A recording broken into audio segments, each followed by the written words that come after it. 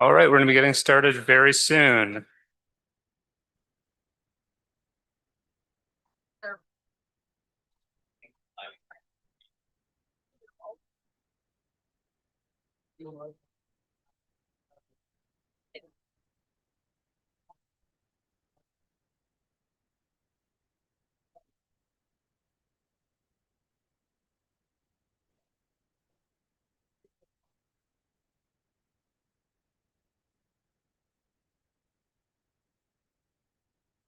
Hello. Mother, Karine.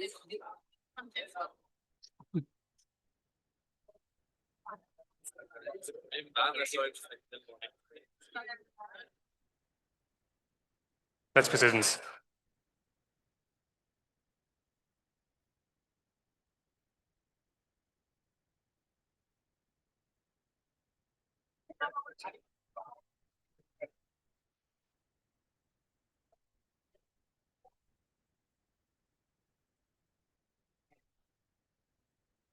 All right, for those of you who are just joining us in the room here, please find your seats. We'll get started in just a couple minutes.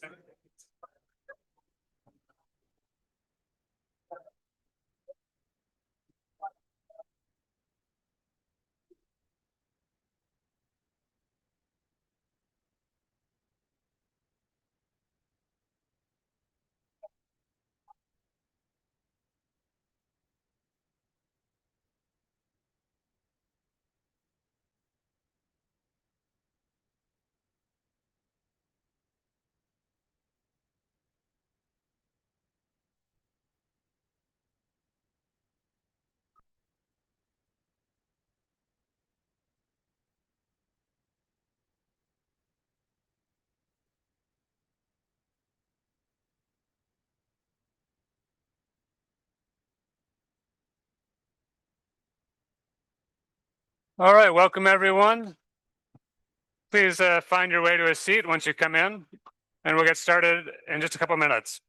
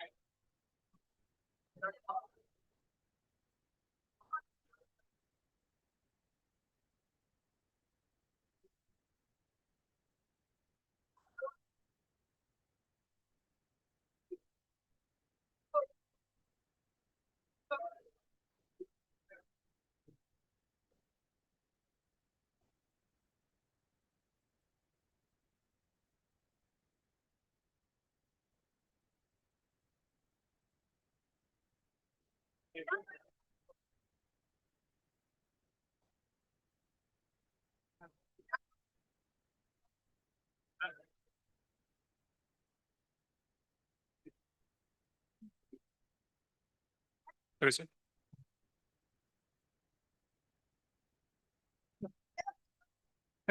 All right, everyone, we're going to get started.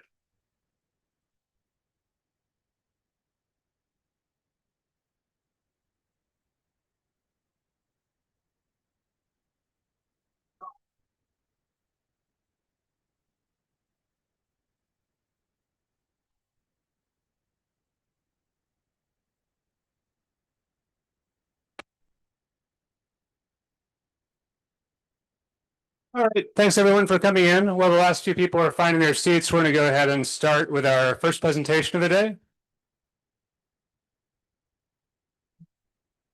Welcome. It's great to see so many people here.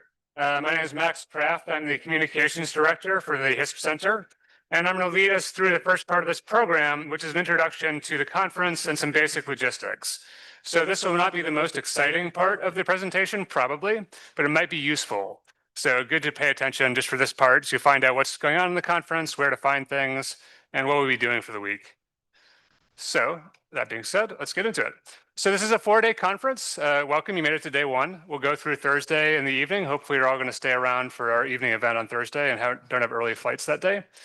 We have plenary sessions in the mornings, today, tomorrow, and Wednesday, and then in the afternoon on Thursday to wrap up the conference.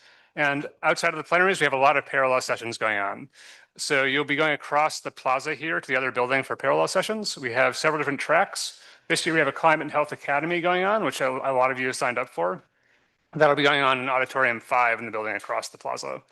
There will be lightning talks, which are all based on abstracts that community members have sent in. Those are happening in Auditorium 2. And we have technical sessions, which are primarily happening in Auditorium 4, with some exceptions. We did get 154 abstracts this year, which have gone into a lot of these lightning talks and sessions. So thanks a lot to everyone who sent those in. It's always great to see so much good work coming in from all of you. We have a total of 185 speakers. So that's a lot of people speaking at this conference, which is great. And Ola will be talking a little bit about how many people are here in a few minutes. 58 sessions in total. And this is the first time ever we've done a Climate and Health Academy, and we had 111 people sign up to attend that event, which is really exciting to see so much interest in that topic. We do have printed agendas that you found in your folders that you picked up, and we'll have additional copies of those available throughout the week if you lose that or if we make changes. Sometimes the agenda does change a bit on the fly, so you want to always check the online version for the most up-to-date information. And that's where you can find it on our website. I think you've all been here to sign up for the conference. We do have a tab on that website that says agenda, and there you can click by day to see the dynamic updated version of what is happening at the conference. You can also do this in the mobile app. There's a link also in the menu there for the conference app, which you can download onto your phone. And then if you log in with your same information you used to log into the website, you can have a dynamic app agenda on your phone as well. This is the map of the space. So right now we are in the building where it says plenary. We have this covered hallway that leads to the parallel session building across the way. And then across the plaza in that direction is where you can find your lunch. That's the Frederica building. There are a few side sessions, especially for the Climate and Health Academy, and those take place in the building that is over on that side. So when you go out the building, you go across the way to the parallel sessions and you go right to the technical sessions for the Climate Health Academy. We will have several coffee breaks in the morning. They're typically going to be here in the lobby, and then in the afternoon they'll be in the lobby of the other building where the parallel sessions are. And we do have also several social events, which we'll cover in just a minute. There are some basic logistics here. There's a Wi-Fi network you can use. It's called Conferences, and there's a password here that's also written out in the participant guide that you all should have gotten a copy of. You can also find the participant guide on the website when you log in. There are toilets in both buildings that are downstairs. So if you leave the auditorium and go down the stairs to the right or left, you can find them. And it's the same situation in the parallel building. You leave the parallel session rooms, you go down the stairs to the basement to find the lavatories. The water in Norway is drinkable. It's quite tasty. So if you need water, you can find it in any of the taps around. And we encourage you to drink it while you're here. It's a nice luxury. There is also a convenience store. So if you go across to the same building where the cafeteria is, there's a small shop in the lower level there. You can buy anything else you might be interested in. In case of fire, follow the emergency exit signs and meet in the main plaza out here. If there's other emergency, ask one of us who are working on the conference and we can try to help. And if you have questions, we will have a help desk set up in the lobby here throughout the week. And you can also send an email to this email address anytime if it's not urgent. We do have a lot of people joining us online this year. That's happening through the DHIS2 community practice. Everyone who's joining us online is signed up and should get an email every day with the day's events and links to all the sessions to join remotely. There are also daily online networking events, which all of you are also welcome to join if you like, in addition to the in-person networking that you can do here. We are live streaming all of the conference. All the sessions will be live streamed. The plenary sessions will be live streamed on the DHIS2 YouTube channel. All the parallel sessions are available on Zoom and will be recorded and then uploaded to YouTube after the conference. And those of you who are here in person are also welcome to join these. If you are not able to join a session in person, you can go on Zoom. You can also look at YouTube after the event and catch up there. Some of these sessions are also available in French, which is indicated on the agenda. To access French interpretation, if you're on Zoom, you go to the interpretation button in the bottom part of the menu, and then click it to select the language you want your interpretation in. This also applies to in-person participants. If you are a French speaker here and you would prefer to listen to the plenary sessions in French, you can also join the Zoom meeting using the conference app, and then you will be able to access this interpretation live in person. Here's a slide that explains that in French for those of you who would prefer to see that information in French. I'm not going to read it though. Social events. So as I mentioned, we do have a lot of social events and time for networking here at the conference. This afternoon, we have one that goes right after the after the group photo at the end of the parallel sessions in the afternoon. This is also going to be a tech partner session, which you'll hear more about a little bit later this morning. They'll be presenting in the lobby of the other building, and we'll have drinks and snacks. On Tuesday and Wednesday afternoons, we have posters, we have networking with coffee, tea, and snacks also in the lobby. My team, the communications team, will be doing video interviews during that time. So if any of you wants to come and talk to us and tell us a little bit about what DHIS2 means to you, we're always happy to hear from you. That's always exciting. And we also have a selfie wall in the other room. You can take pictures and share them if you like. On Thursday afternoon, that's our big conference wrap-up celebration. So we'll all go together on the metro up to Songzwan, which is a lake just around a 15-minute metro ride from here. And then we'll have some food, we'll have some drinks, there'll be some games. The weather can be unpredictable, so we do recommend you bring a jacket on that trip. But it's a fun time and a great way to wrap up the conference. As I mentioned, today we're doing a group photo. We changed the timing a bit this year. So instead of doing it right after the plenary sessions, we'll be doing it at the end of the parallel sessions in the afternoon. So that'll be at 4 o'clock. So as soon as the parallel sessions are over, we'll all move out to the plaza and take a big photo there together. And we are also going to have an award ceremony this year, which will include the DHIS2 awards, which is something we're doing for the first time this year. You can vote for those until the end of the day. So I've included a link in these slides, and there's also a post community practice about how to vote for those. We'll also be giving out the app competition awards, which you'll hear about this morning. And there are also some awards we give out to conference participants. So there's a few things you can do during the conference to get recognized. There's a challenge tomorrow morning. There's a quiz with Carolina on Wednesday morning. And then you can also share comments on the COP to get points. You can also share your photos or post on social media. And we like to see that. And we encourage you to participate and share your experience at the conference. And we like to recognize the people who are most active in the community and sharing about the event. And we also have a DHIS2 Annual Conference photo album you can upload photos to. So you can find that link in your participant packet. We also want to just encourage you to say hi to any volunteers you see around the space. Almost all the people volunteering for this event are the DHIS2 team at University of Oslo. So developers, admin staff, implementation staff. So we're just taking some time out of our daily jobs to come and help out the conference and help make sure it's a success. So, be friendly to the volunteers and help out. We especially encourage you to take your trash and throw it away on your way out so you don't have to spend as much time cleaning up the space at the end of each session. And let's all just have a good time together at the conference. And now I'm going to pass it over to Ola, who'll talk a bit about who is here this year. Thanks, Max. Thanks, Steve.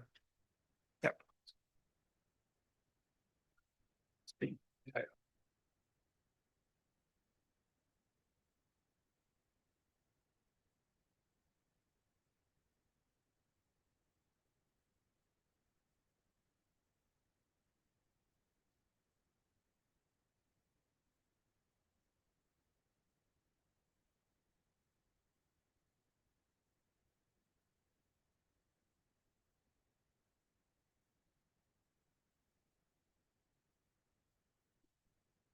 Good morning. Can you hear me okay in the back?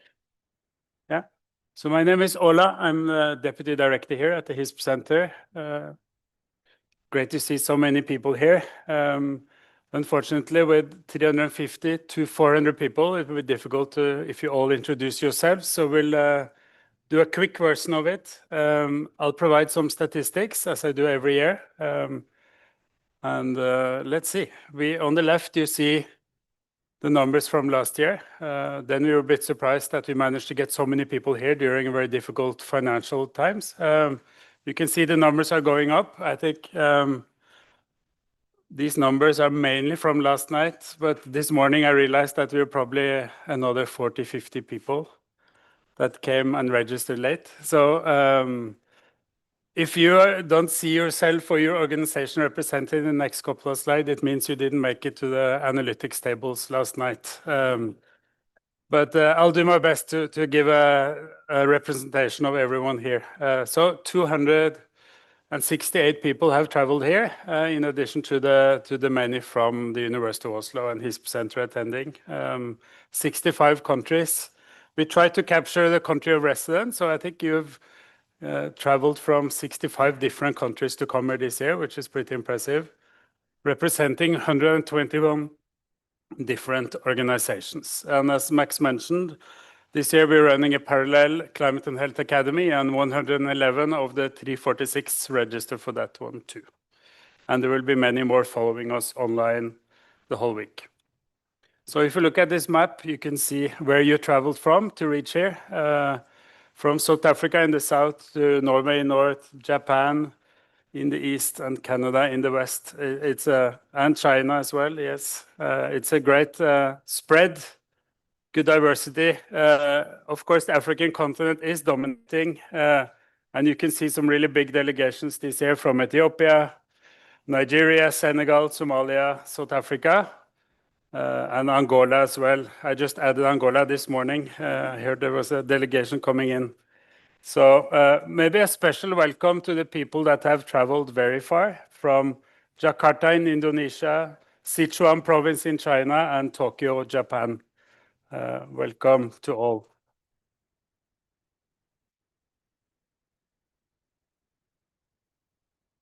So we made some statistics. We have a table here where you can see the most represented countries. Obviously, Norway in the lead here. Big delegation from Ethiopia across many different organizations. So you have, as you can see, a good mix of European, African countries, and then also a big team from Sri Lanka this year. So great to see you all. And then on the pie chart, you can see that it's quite a diverse group from kind of governmental, non-governmental, international organizations, also quite a few from private companies. And I think we're starting to see more attendance also from universities outside our own university. So we have universities from Japan, Korea, Ethiopia, Tanzania, the UK, the US, and Norway represented. So that's also great. Let's go to the most important guests, the governments that are represented here. This number has been going up all morning as I've been getting messages, but I hope you're all here, and if you're not, we'll definitely add you very soon. There should be 27 governments represented, mainly ministries of health, a few institutes of public health, and then also a few ministries of education. So as you are the most important guests and our most important users for the DHIS platform, we'll spend some extra time to welcome you, country by country. So we can start with Angola. Anyone from Angola here, please stand up and we'll all welcome you. Welcome.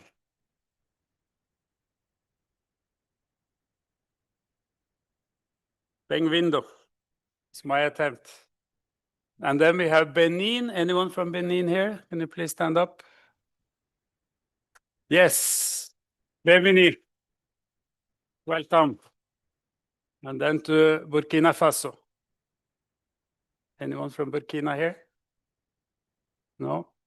Not yet. Maybe on the tram. Maybe didn't get the visa. Let's see. Let's continue to Chad. Anyone from Chad? Yes. Bienvenue.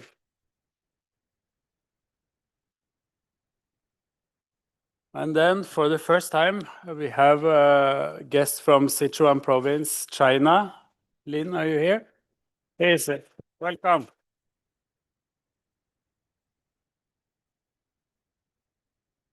And then I promised there's a big team from Ethiopia. Let's see how many made it. Welcome.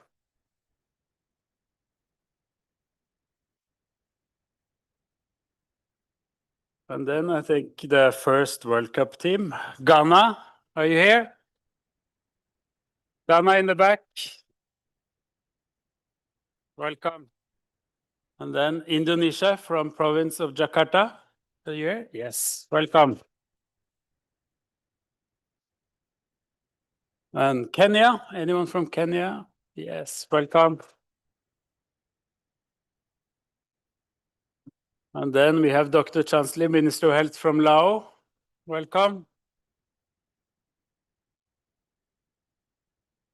And we should have also Minister of Health from Lebanon. You here? Yeah.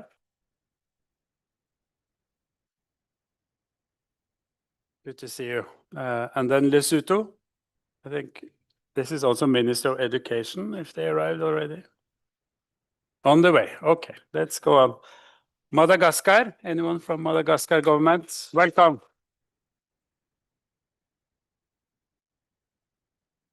And then Mozambique. Minister of Health, Mozambique. Yeah, welcome.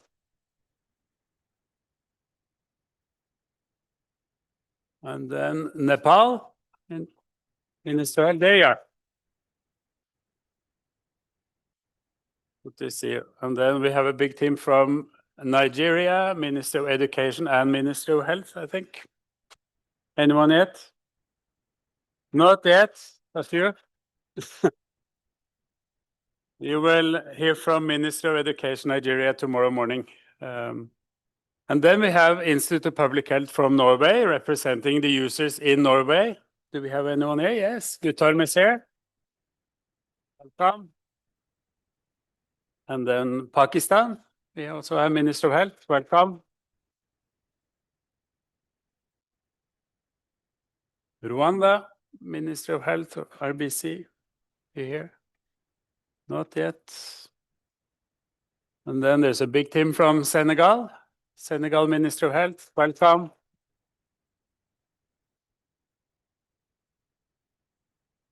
And Somalia Minister of Health, in the back there, welcome. And then the very, very first users of DHIS2, Minister of Health, South Africa, welcome.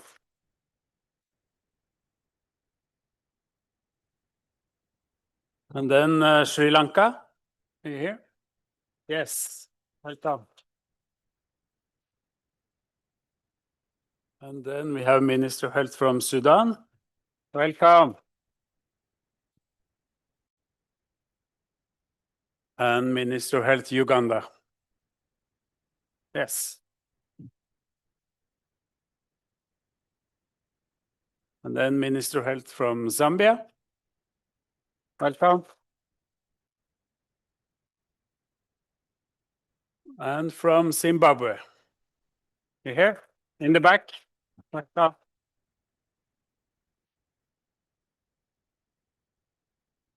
Welcome to you all. And you will hear from many of these ministries. They will share their stories throughout the week. Let's go on to some of the other organizations that are here this week. I'll try to add a few of the bigger delegations. As you can see, we have a big team from MSF, Doctors Without Borders, I think across a few of the operational centers. So if MSF staff can stand up, we'll give you a welcome. Thank you.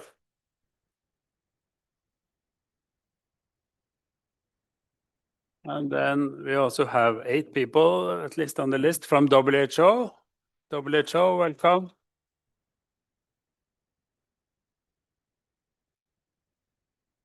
And also quite a big team from PATH, many from Senegal, I believe. Yeah, welcome.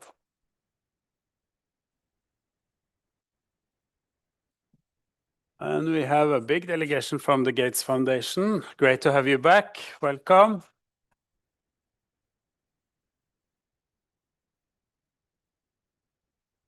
And then we also have a group from UNICEF across the world and Italy. Welcome. I think the UNICEF team also includes one of our former colleagues from Palestine. Welcome, especially to Hanin.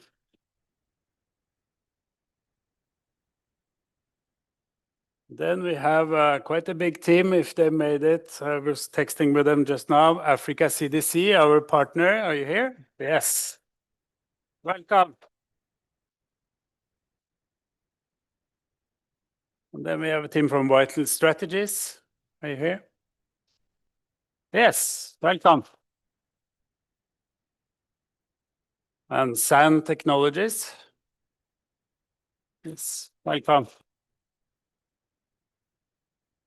And then ICRC, International Committee of Red Cross from Geneva. Welcome to you.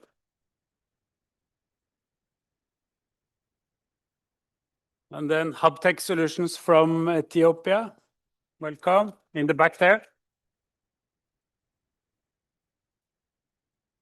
And FHI 360 with 4 people. That's it. Welcome. And then there were 121, so obviously many, many more. But these were the top something, 12 maybe, yeah. And then we have our closest partners also here, HISP groups. You can see them here. Let's do it quickly. If all the HISP groups can stand up same time, let's all welcome you. Welcome.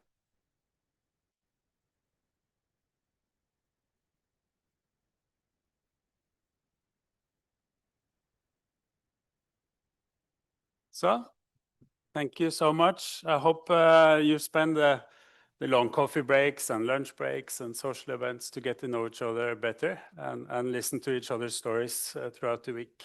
That concludes the first part. So welcome to you all. Thank you.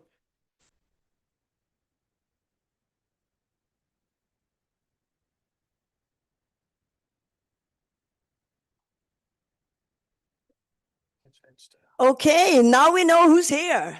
And then we are starting the real opening. This first was just a warming up to understand what we will do the coming week, to talk to each other, know who's who. And we will continue to do that because we have badges. So to start up this opening session, we are very, very happy to have a very esteemed group of people that will make the opening this year. And first, I would like to invite our own rector at the University of Oslo.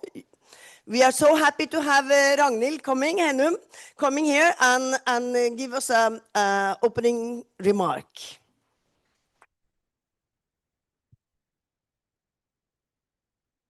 So, thank you, ministers, state secretary, country delegations, dear all. It's a true pleasure to welcome you all to the University of Oslo and to this DHIS2 Annual Conference hosted by our own HISP Center. HISP has been at the University of Oslo since 1994. I think actually it's the longest living research project at the University of Oslo.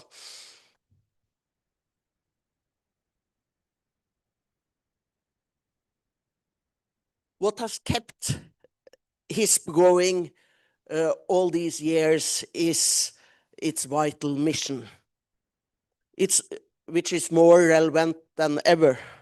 The work in solidarity with low and middle income countries to strengthen sustainable, locally governed information system and digital infrastructure.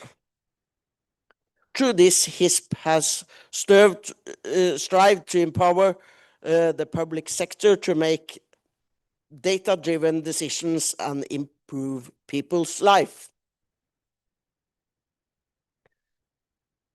In its work, HISP covers 3 key pillars: education, research, and also social challenges. As for education, HISP has produced 80, is that true? Yeah. 80 PhD scholars, mainly from the Global South, and also hundreds of master students through the years. And when it comes to research, HISP has worked closely on an action-based research agenda. That is perhaps not in these days, but both Kristin and I, we are so old, so we can remember the old times when lots of our research was action-based. And the research has the power to change people's lives. And when we can, we should do. And we still believe in it. And through this research, we saw these fantastic slides with all the HISP centers across the whole world, actually. 24 countries in Africa, Asia, the Middle East, the Americas, and in Europe. And many of these groups are led by people who did their PhD with the HISP Center and at our university. And these people have returned to their home countries to share their knowledge and expertise. And when it comes to address social challenges, HISP has helped transform public sector governance in many countries through the open source DHIS2 software platform. This platform has been developed by HISP based on the needs of stakeholders in the Global South. Thanks to his support, more than 75 countries covering 3.2 billion people now use this platform to manage their national public health data. It provides them with better oversight and support more effective planning of health programs. Not at least, the platform has been an important tool within the education sectors in a lot of countries. Right now, a major project is ongoing in Nigeria, and I think tomorrow you are going to hear more about it because the Nigerian Minister of Education is coming to the conference. And they are in Nigeria, they are trying to scale up the system for the whole country, digitalizing the education system in the most populous country in Africa. And looking out of this on this crowd with representatives for so many countries and organizations, I can see the results of decades of work. I guess that most of you know Kristin, and I'm usually calling her our academic rock star.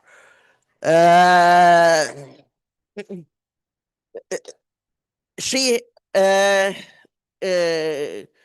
has for all these years been vibrating of enthusiasm for this project, and we need people like Kristin to keep things going and to make change.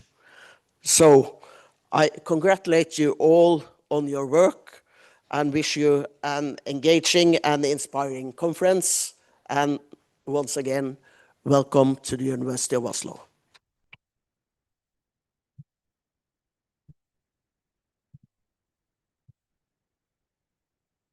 Thank you so much, Ragnhild, for those nice words and putting a bit of our HISP Center in a university context, which is not so often done, actually.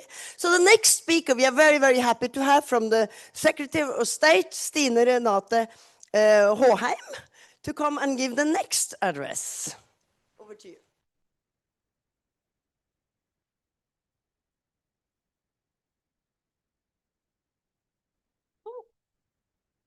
Thank you so much, and good morning, dear friends. I am actually a former student of University of Oslo, but I was never and will never be an academic superstar or rock star. So I'm very humbled to be in this room together with you today. First, thank you for the very impressive and important work you all do. This conference brings together a remarkable community of people working together. People who believe that knowledge should be shared, that solutions should be improved collectively, and that innovation creates the greatest value when it's accessible to many. What makes this gathering so valuable is not only the expertise in the room.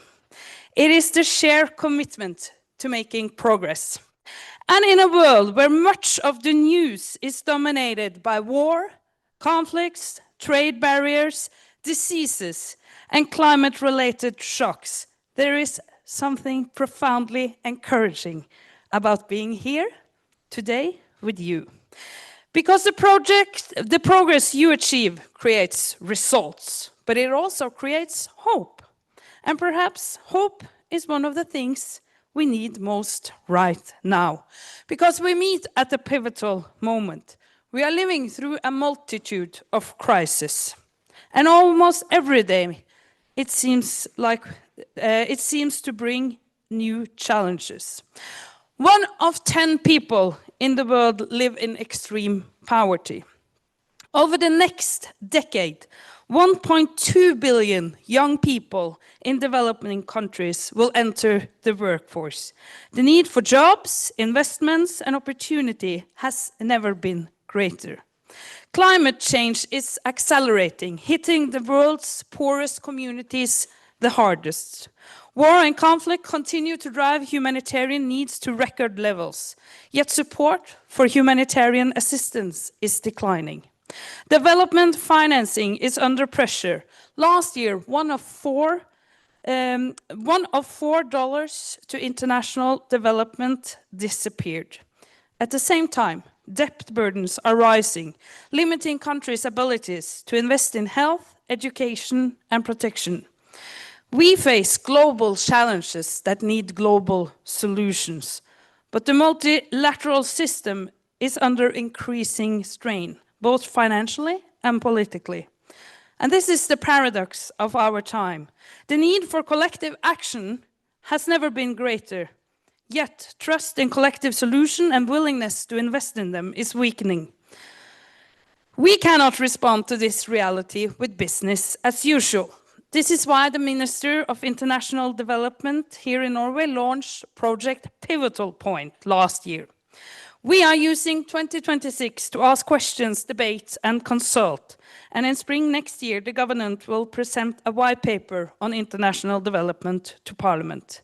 The starting point is simple. Development cooperation works.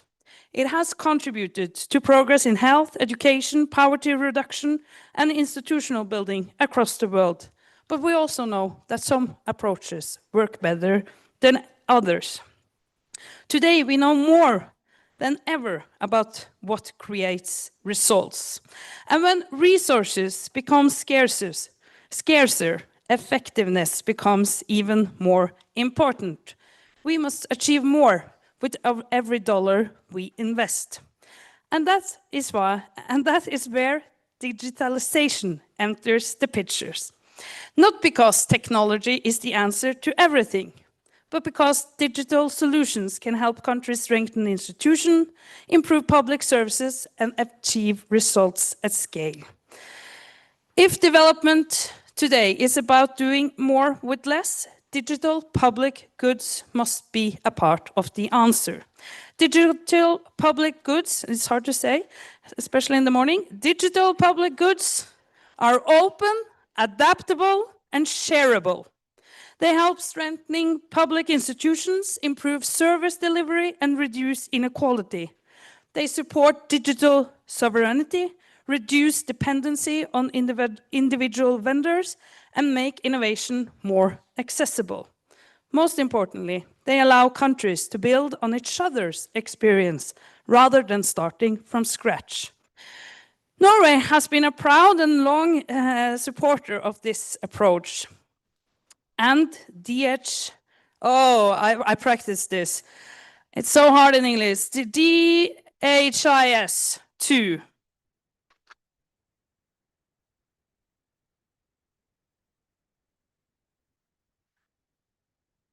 is used in 133 countries. It helps governments collect, analyze, and use health data in real time.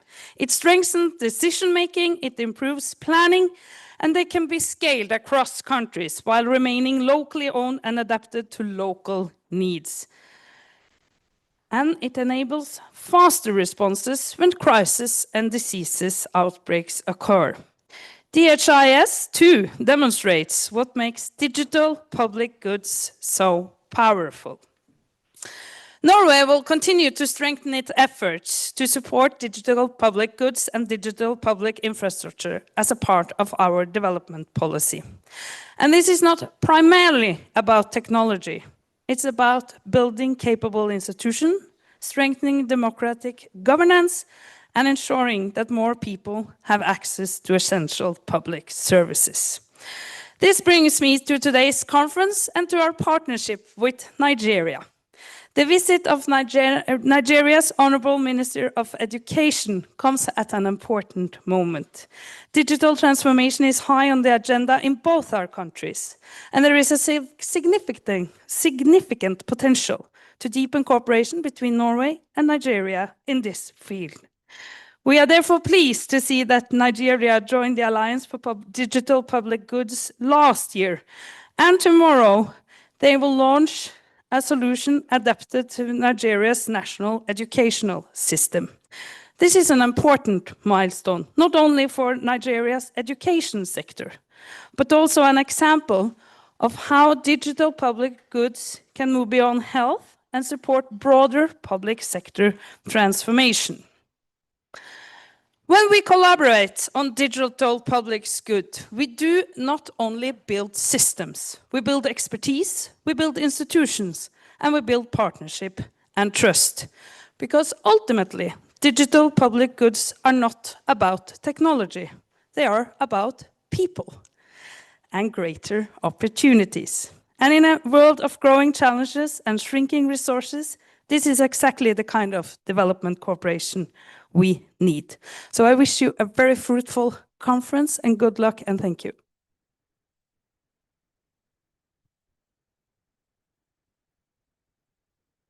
Thank you so much, Stine Renate. This was actually a very good speech, I would say. Maybe I don't need to say anything more because you actually picked up a lot of the really important points with actually gathering us all here this week. Summer week, hopefully summer will come. Normally we do wonder, we always have summer in our week. This is actually the 14th annual conference. We started a bit smaller and we called it Expert Academy in the beginning. And then the HISP groups came into my, I don't want to say, but actually my mother's funeral. And we have that together as well, you know, saying that we need to change that name because people don't really become expert after coming here and sharing experience, inspiration, country stories, creating hope that we can do wonder. We don't become really expert, but then we changed it to annual conference. However, it's the same group of people and the same that we have done now for 14 years. And we grow and we grow and we grow. We become bigger and bigger. So our ambition for this week is actually, as I mentioned, to share country stories, to get inspired that you can actually, if Zimbabwe can do it, of course then Ghana can do it. We can together, and we can also have connections and learn, and we share innovations. Of course, we build repositories so that everything global, we are developing global resources that can up for grab. That's why, for instance, Chile went national without us even knowing about it, because all the resources are there available. So whatever we do, all our resources is available, and it's open source in all matter of life. We not only brag, but we also share when we don't really fix it, because then we need to go together and change it so we can fix it. So what we do is actually go in with an action research approach into the local context, solving a problem, and whenever it's solved, we try to make it generic so everyone can learn from it. And that's very big difference from other DPGs, because we actually do documentation. The code is available. We even have documentation of the code, how to use it, how to do curriculum, and how to customize it to your particular needs. Because the success of DHIS2 is actually that you don't need to be a programmer. Even though we're coming from informatics, we are building the system for low resource setting to overcome all the hurdles, so it can be easy to use, easy to customize, easy to develop local ownership by the governments. And that's what it's all about. So next point is, this year is special. Last year we thought it was super special. Trump in office, global health development going down. But this year is even more special. We know why. However, last year we spent the whole annual conference rally around how can we keep the lights on? No Americans in the room. How can we survive? Thanks God we have so many legs. So we did survive. The light is on. We are still here. We are even more people, more countries, more activities, even more success. And yeah. If you remember, the last panel we had was like, how can we survive in these dark times? Okay, times are getting even darker, if possible, and it can be even darker, seems like. However, now we have new friends coming. Probably we'll talk more about it in the last panel, about our new friends. Philanthropics are coming in to fill the gap, actually, which we are very, very happy. We already had, we can clap for that one. We just got good news from Welcome that we have 3 new years to work on our fantastic climate health project.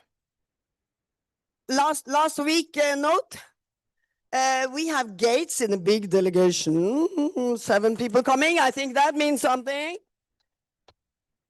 And we have SIF that maybe many of us don't really know, and I'm looking at Ola to pronounce it. It's Children Health Investment Foundation Fund, 2 Fs. So welcome to them as well. I think they will come later today. So what is actually going on these days is that digital sovereignty is even more important than it was last year. Because of the many things, but also the Americans now going in with these bilaterals, the MOUs. 31 countries in the global south have signed bilaterals with the US government, selling health data to AI, for the rights for 20 years. Funding will come for 4 years. Not a good deal for the countries, huh? Very good deal for the make American first and great and all this. So digital sovereignty is so important. And what have we done since 1994 when we started off rebuilding health sector after apartheid? Building local digital sovereignty, local ownership for countries, not only owning the data, owning the infrastructure, not being depending on infrastructures from big techs. Not only not being reliant on consultants coming from abroad, but build the competence inside the country. So you can yourself absorb innovation and do innovation and share and shine in the global community. But not only keeping your data, but also understanding AI models, having a software, a platform to be able to do modeling on your own data in your country with local models, or learning from other countries, adapting, customizing, just like we do in DHIS2, those models to your local context so you can be prepared for the climate sensitive risk, but also prepared for other things, because it's not our CHAP platform for modeling is not only for climate. However, we got funding, that's how we do. We solve a problem, we get it funded, and of course it's generic problems, not only climate sensitivity that we do need to model. We need to model a lot of other things to be prepared for changes that come. Countries. So that is, digital sovereignty will actually be a topic later today. So as you know. And also for the first time ever, we do innovations all the time. We have Climate Health Academy alongside with the annual conference, starting off tomorrow morning. We will hear a bit about it in What's New in DHIS2 later.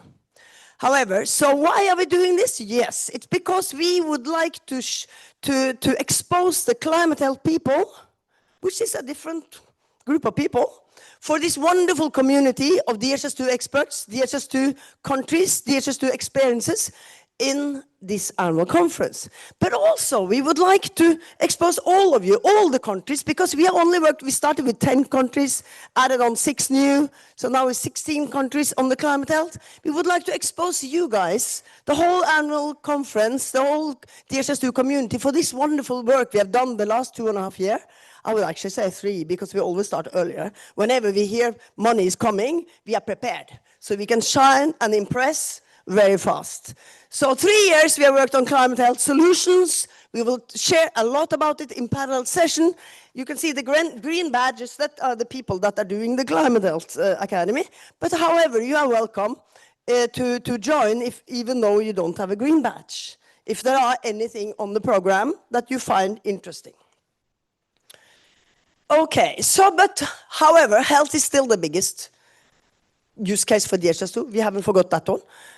Even though we are talking about education, we are talking about agriculture, we start talking about so many cross-sector, monitoring SDGs across all the sector, etc.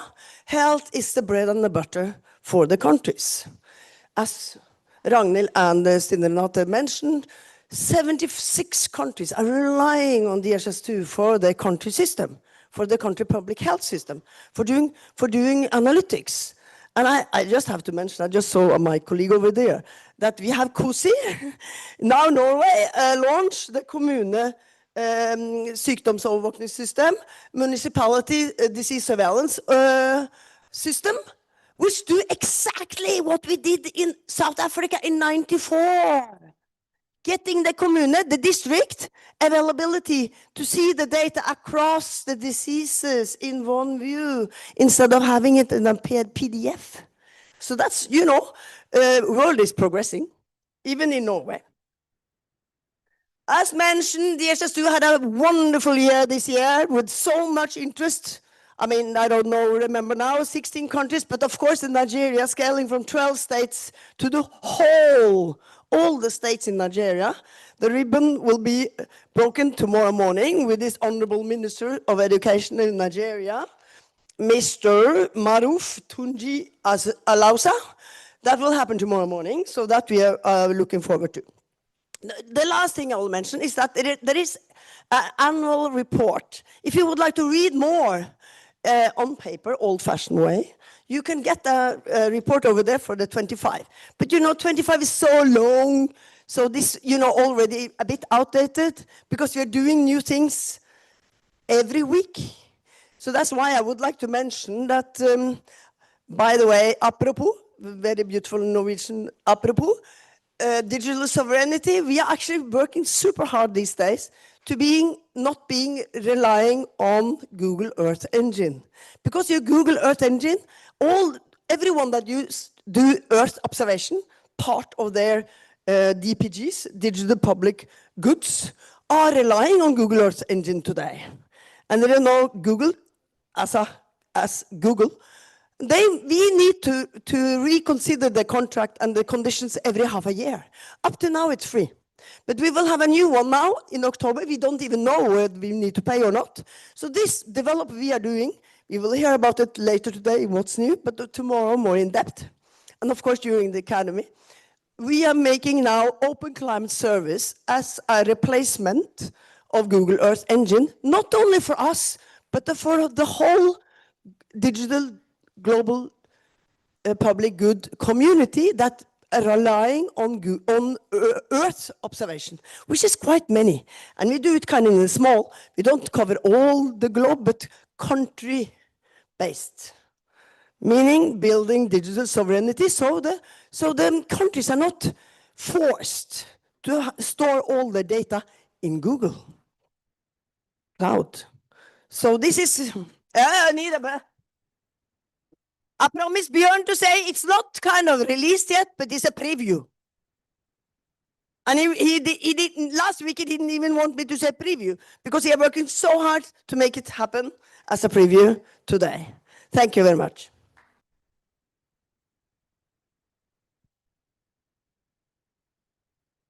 Now is what's new, isn't it? Yeah.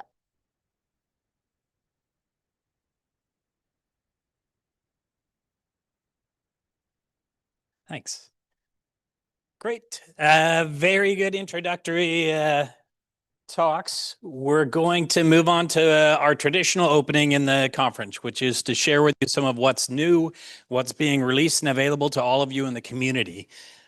We've rolled in a couple of additional topics to this session because we want to make sure that everybody has all of the clear information about how things are, especially given kind of the turmoil of the last year and the direction of where things are going. So we will talk through first something you may have heard rumors about, something we've been talking about a fair amount, which is a shared services fee. We wanted to demystify that a bit, give you some more clear information about how that's going to be deployed. Then we're going to move forward with some information about the app competition, which is always a fun part of the conference. We'll hear from our software and product teams about the actual changes and updates to the software and what you could expect to see from 43 and 4.2 when you're moving forward.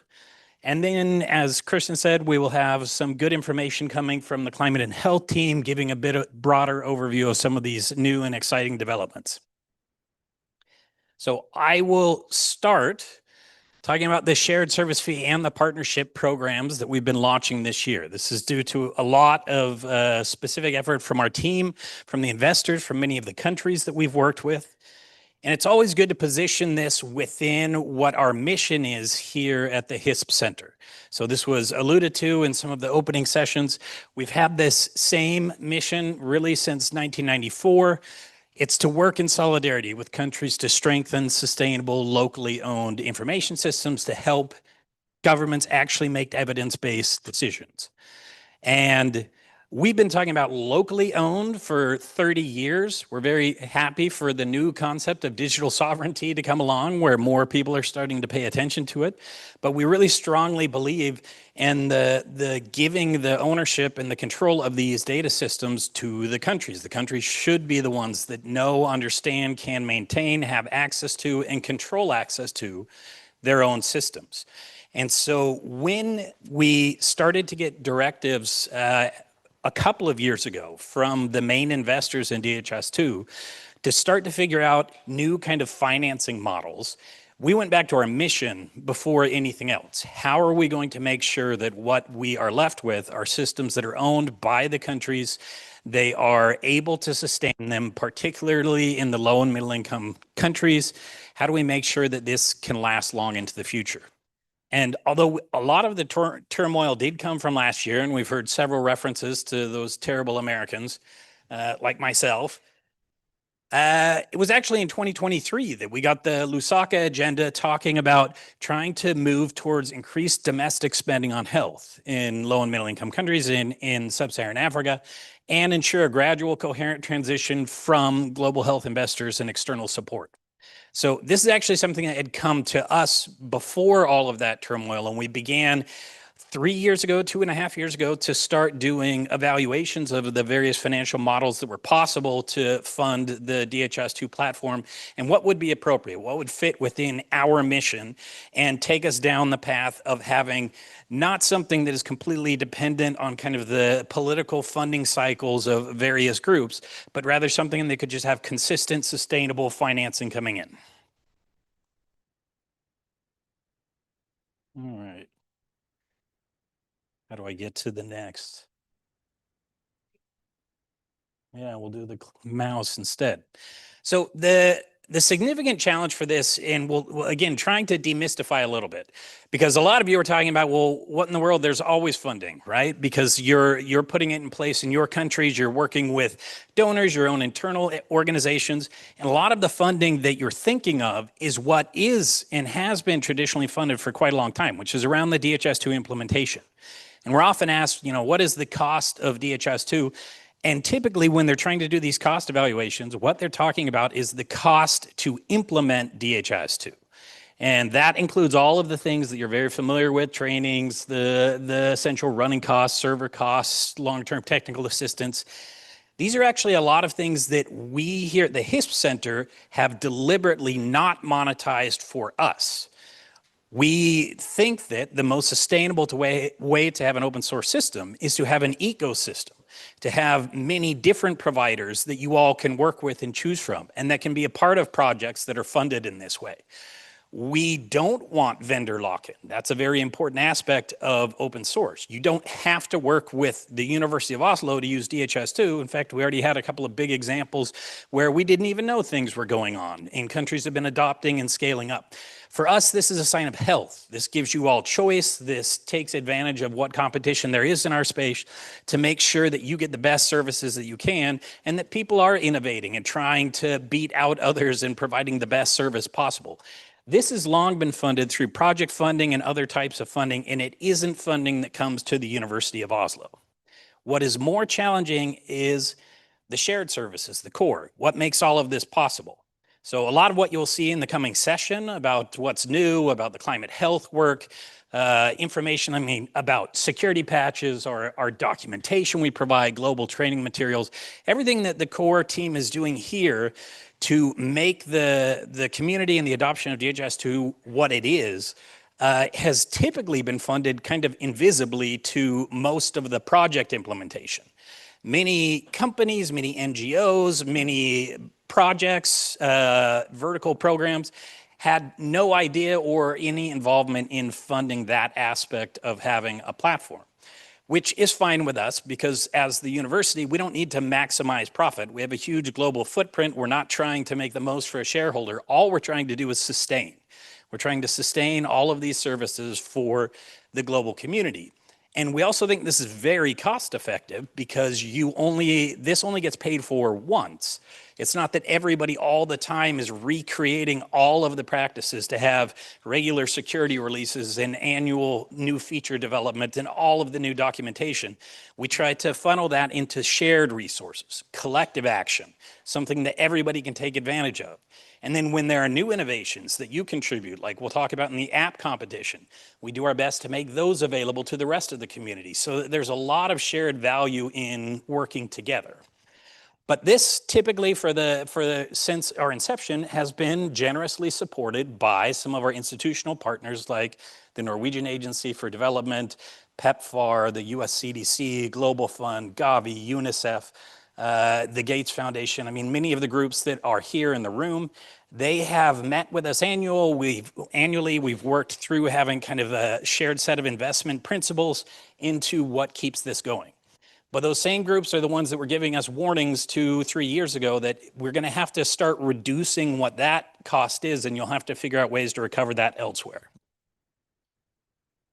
So, just to say, we went through a lot of the conversations, and some of these really didn't take very long to consider these models because they just weren't in keeping with that mission that we started with. But just to say, we did go through kind of all of the traditional approaches, thinking through how do you fund the software? How do you fund it as open source? How do you make it sustainable long term? And what we ended up doing is going into some of the economics research from Elinor Ostrom that was talking about how do you fund the commons? How do you fund resources that are meant collectively to be available to a community and to keep them going and not have a free rider problem where everybody's getting a benefit but nobody is paying for it, right? And so again, we were quick to dismiss things like proprietary licensing. We ourselves providing software as a service. We don't want that kind of vendor lock-in. So all of these have been through a lengthy evaluation process and discarded. And what we have ended up with is what you may have heard of us talking about, this shared service fee. The shared service fee is meant to directly fund those parts of the box that I mentioned that the core team does. Different from the implementation work, different from your individual projects, but to keep the lights on here, to keep our security team working, our documentation, our communications teams, our training teams, keep them working. And from our perspective, the only way to do this in keeping with our principles was to keep this as a voluntary fee and to make it something that is a fee that is really believably sustainable for even low income settings. We don't enforce this. It's not a license or a tax. What we will do is monitor it, and we will try to have a better sense about where is DHIS2 being used, who is paying for it annually to make sure that it is continuing. And at an institutional level, be coming to agreements with the global donors that are supporting these kinds of projects, with the governments that are insisting on using them, about trying to get them to also see the benefits of joining in to support this as a digital public good, as a shared common resource. So what it looks like, I'll give you some of the details. We'll be as transparent as we possibly can. So this is looking at the World Bank classifications for the economic classification of a country. We have very deliberately made a pricing example to focus on where our core mission is, which is public sector, low income, low and middle income countries, and try to have the cheapest approach possible to make it sustainable for these countries. So we're talking about $5,000 a year for a production instance of DHIS2 in a low-income public sector. What is interesting to us in terms of how to make this actually be additive to keeping the core services going is that we actually have quite a lot of interest lately from high-income countries. Countries across Europe and North America have been finding DHIS2 is actually fit for purpose, right? Because these public health challenges are not unique to low and middle income countries. It actually covers a lot of the needs of the public health sector in Europe. And so when those countries are coming, we again maintain our mission that our focus is to make sure the software works and is sustainable for low and middle income countries. We need a pathway, a channel to be able to apply a cost or to receive some revenue from the adoption of the software in these countries. So again, that's why it's balanced in such a way that when you get to the high income and the private sector, that the prices go up significantly. These are still, if you're familiar with the pricing of commercial software in the same venue, I mean, this is radically cheaper than what the competitors would be, and we don't need it to be higher. Again, we're not trying to maximize revenue here. It's not our goal to grow this team to the world domination. The point is that based on kind of the changes that are needed in the software annual, the types of teams that are needed to support this as a public good, we believe that we can get a substantial support of the core team through this kind of model. So we have a website, which I'll share the link to in just a minute, to give you some more information about how this works. It'll give you things like this example budget line, how you would actually apply the DHIS2 shared service fee in a given budget. It gives you some common budgeting approaches, whether it's a donor-funded project, a government budget, and a mix of implementation and service providers. And the goal, again, is not to try to stack these costs on top of multiple payers. The goal is to actually coordinate. A production instance only needs to be paid for once. You can have multiple partners that are taking advantage of that production instance, getting their needs met, and just making sure that annually somebody is being able to pay for the shared service fee associated with it. So again, you'll see more on the website giving you some examples of what this might look like for your countries. A country with a national and some program systems or a multi-partner environment. Also, we hope that this drives some rationalization of architecture. We do know there's been a wide proliferation of instances of DHIS2, which in reality probably could be consolidated more. And if there's a financial benefit to consolidating some of these instances, that might lead to some more rational and better designed architectures. So these are all things that we think are in alignment with our mission and our approach as the HISP Center to try to improve the services that are being offered through the DHIS2 systems. So here's where you'll find the website to get more of the information. Again, as transparent as possible. This is us giving a couple of examples of what we think the actual cost would be. These are from real countries. Looking, for example, in a public sector, low-income country, they had DHIS2 for national HMIS and a separate instance for disease surveillance. That's 2 instances, $5,000 annually times 2, $10,000 annually for that country, right? So just trying to make it as clear as possible. Again, I want to stress that this is voluntary. This is something that we hope to get your support on. We hope to get the donors behind it. And it's something we've been talking a lot about with the other digital public goods, who everybody is kind of innovating at the moment, trying to figure out what are the best financial sustainability models. So we, after a lot of research, we think that this really can work. We know it's going to be a gradual rollout. We know everybody tomorrow isn't going to sign up to do this, but we do really encourage you to go to the website and actually you can sign up there to become what we call a contributing partner. So if you join up and commit to the shared service fee, you can become a contributing partner. And I know this is a very busy slide. You'll have access to these slides. You can get more of the thinking behind it on your own time. I won't walk you through everything, but the point of it is that we want to, in good kind of systems, open source style, empower the community. It's always been about knowing and understanding needs. And to do that, we sitting here in Oslo are not the ones that are able to know what your country needs, your health program needs, your area education needs. We need your thoughts, and we want you to have some investment stake in DHIS2 so that it's something that actually does respond to the needs that you have. By becoming a contributing partner, then we are opening up access more to the core team, to have more of a say in what strategic priorities there are. So you'll see some of the kind of processes that we put in place for contributing partners. Those that commit to the shared service fee will have the opportunity to have more of an input in strategic direction and have more of a stake. And hopefully our values are aligned in this. Again, we see this as a collective action approach. We want this to remain open. We want anybody in the world to be able to use this to meet their needs with data information systems, especially in the most challenging environments. And we think that with your support, with kind of a buy-in as a contributing partner, that we can not only continue what we've been doing, but we can continue to change as data changes, as the technology changes, as the priorities change, as new challenges emerge, that this platform can be a living platform the same way it's been for 30 years. I wanted to mention 2 other efforts that we've been doing, because again, as a collective action approach, this is really about partnering. This is about working together.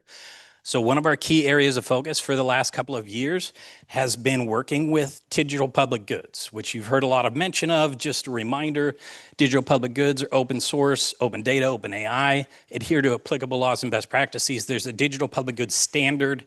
There's the Digital Public Goods Alliance, which is going to be here, that are a part of maintaining the certification of digital public goods. These are groups that we see as really sharing the same kinds of values and mission that we have with their technologies. And we are trying to work more closely with them, because we know DHIS2 isn't the only technology that you're using or that you need. There are a lot of partners out there that are doing really important work in areas that our core team shouldn't go into. We don't have the bandwidth or the expertise or the knowledge to go into every aspect of every information system. So we partner with these organizations.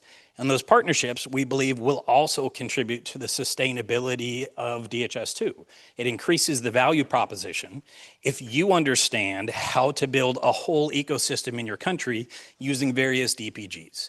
So to give an example, we've been working for the last year plus with support from the Norwegian Agency Development with MOSIP that does national identification systems and helps with approaches towards linking the health system and national IDs. This is something that, again, for us, we don't need to be the system that you use for your entire national identity system. Other people are experts in that and they can work on that. But it's a value to you if we understand how to link these systems and we can make architectural recommendations. We know the people that are building the national ID, and we can work together to make sure that the health sector is included when you're thinking about identifying who the person is that's receiving health services. We have a number of the digital public goods partners here this week. We have multiple sessions this week that you can come to hearing about these partnerships and what we think the opportunities are to work together. I know for many of your countries, you're already working with groups that we're partnering with, like OpenFN, OpenCRBS. So there's a lot that you'll be able to hopefully identify with. And we hope that this makes things more rational also going forward. A significant thing for the HISP groups that you saw standing up, for many years, they have been kind of the stopgap holding together a lot of infrastructure in a lot of countries with various technologies, not just DHIS2. And what we're starting to do is formalize that understanding that the HISP groups are not just a DHIS2 provider. They're a digitalization network. They can work with you on various technologies, and they can be available to many of these DPGs that don't have a 30-year presence in countries.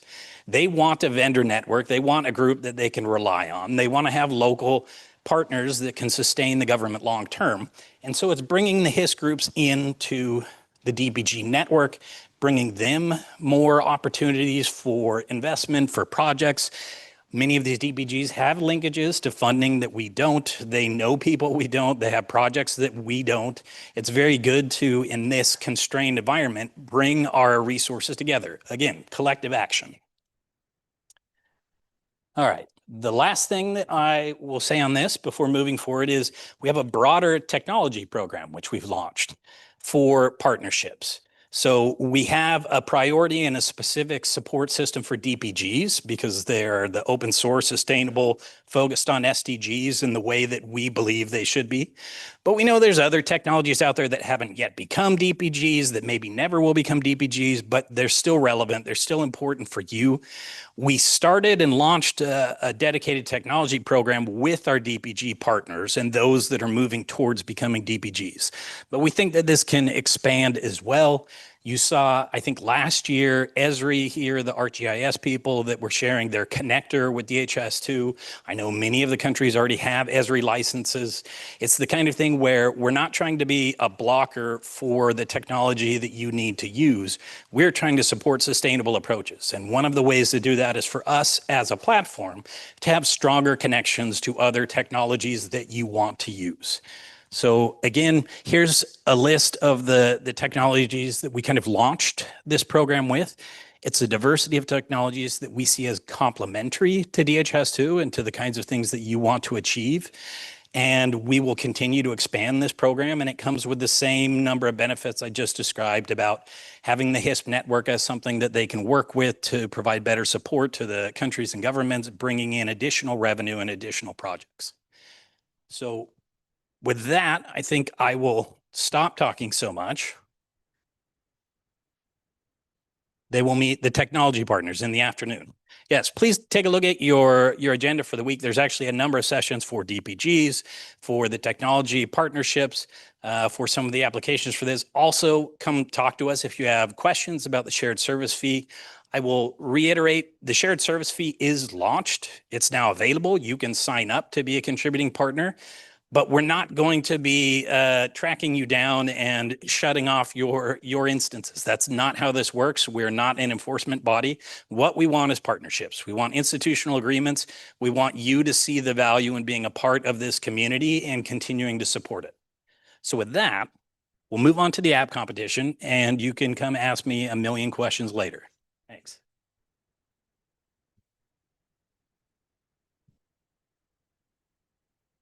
All right. Hello, everyone. So DHIS2 is special because it's generic by design, right? But you can customize it and extend it. so you can make it more yours and more special for you. Yet what makes it even more special is that you could share it. Because imagine that you have a problem and you think, okay, it's just me facing this problem, and you build an app or an extension for DHIS2, and then you could actually submit it to an app hub and get other people in maybe a different part of the world also solve their problem thanks to your extension. So app competition for us is a very special event where people can submit what they have created. So this year, we had quite a journey, actually, trying to choose the finalists. So thanks to all who have submitted, and hopefully this will get you inspired as well to submit next year. We had more than 20 submissions, and they ranged in various areas, and it was really quite a task for us. So a lot of people were involved, so thank you all also who reviewed it. So there was product, implementation teams, developers as well who took a look at this. We had requirements, of course, so it had to be generic, public and open source. We had to make sure that there's responsible data use, especially in this age and date, and it should take privacy and security seriously. Evaluation criteria was impact, technical quality, usability, and design. And it was so difficult for us to choose the finalists that actually we had to choose 4, so not 3. So this year, it's also a little bit of a bigger selection of finalists to choose from. So these are the app competition finalists, and we will be showing also videos after announcing all 4 of them. So one by one, you will get to know more about them. It's DHIS2 AI Metadata Automation Tool by HISP. Yay! DHIS2 Audit Vision by Digitus HISP Mozambique. Magic Glasses 2 by John Painter. And Org Unit Sing by HISP Sri Lanka. All right, so now we are going to take a look, first of all, at DHIS2 AI Metadata Automation Tool by HISP.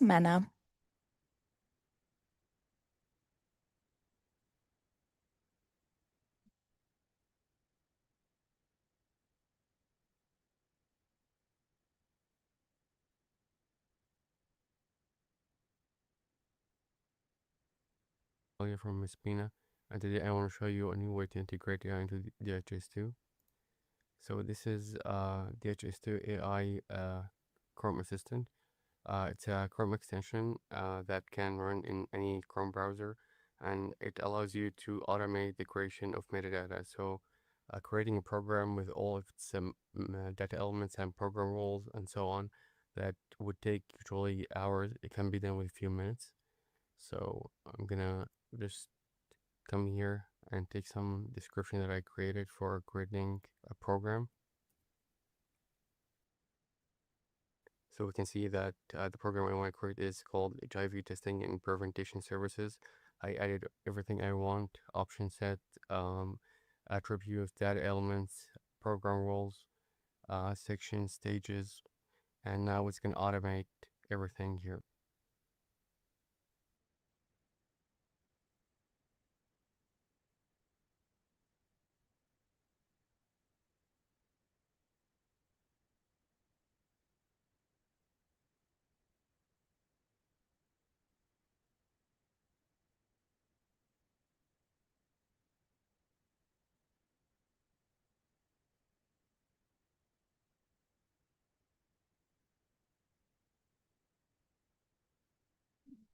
So now it has completed the creation of the program, so I'm just going to refresh the page.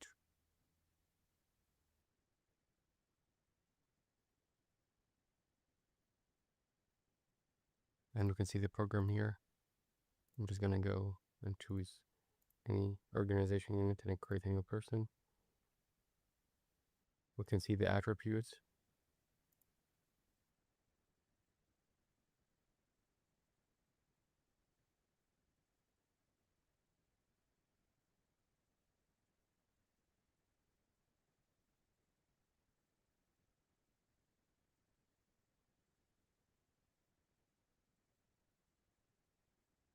Here are the stages. So we can see the first stage, for example. We can see the option sets here and other data elements that as yes or no questions. And we can see that the program rules are working. So when I click yes or no for any question, condition can happen. So the logic for all the program rules is just given to the AI in plain English, and it'll go ahead and complete the entire program. We can build much more complicated programs than this, and what would take usually many hours can be done in a few minutes. This is my demo, and thank you.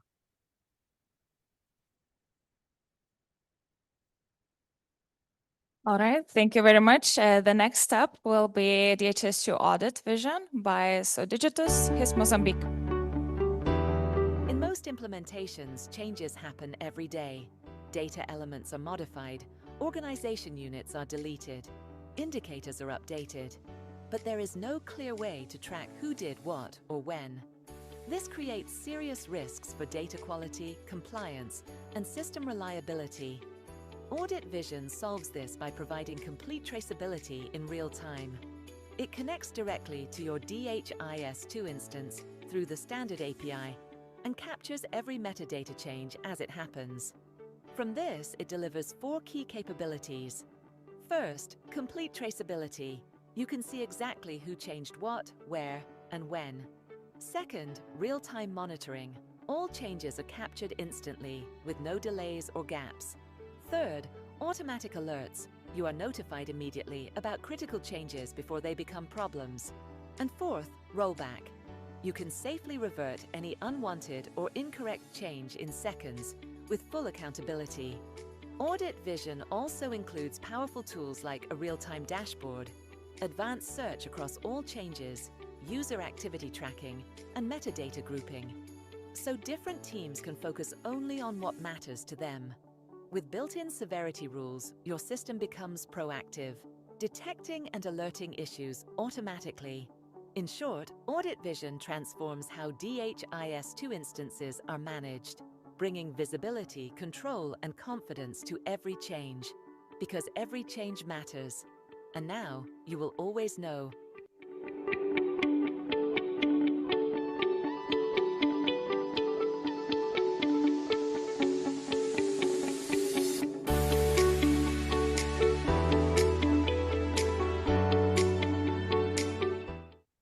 Next up will be Magic Glasses 2 by John Painter. Every dataset has noise, inconsistent reporting, outliers, gaps. Magic Glasses 2 is the workflow that gets you through that to the epidemiological signal underneath. Magic Glasses 2 is an open source R package. It's a shiny application that opens up in the user's browser and is designed to connect with DHIS2 aggregated data. It goes through a series of pages, starting with entering credentials for the DHIS2 instance, and then systematically looking at all of the metadata. You can search with keywords, examine validation rules, inspect indicator definitions, and explore org units. This process has been incredibly revealing, pointing out mistaken rules and indicator definitions that programs don't usually get a chance to inspect. Once the user is familiar with the data, they make a formula that identifies the elements that they're interested in looking at, and that gets downloaded. And then the user is presented with a series of data quality reports. In this case, you can see that early on the data was very poorly reported, but over time it increased substantially. Increased reporting, however, increased the raw case counts, giving the impression that malaria was getting worse. There's a more in-depth look at reporting in this page, and a chance to separate out so-called champion facilities, those that report each and every month, and those that have not and potentially bias the reporting totals. There's an in-depth look at outliers and the different algorithms that can be used to identify them. And then lastly, there's the chance to evaluate the level of change after a certain time point. In this example, we're looking at what's been the change in the last 12 months. And it shows that there's actually a statistically significant decrease in cases of malaria during this time period. And you can only see that by using the clean data, raw data doesn't show that. Routine health data from DHIS2 contains a real signal, but extracting it's hard. And doing this reproducibly across dozens of regions and multiple indicators takes specialist skills many country programs don't have. But the MG2 package is available from GitHub.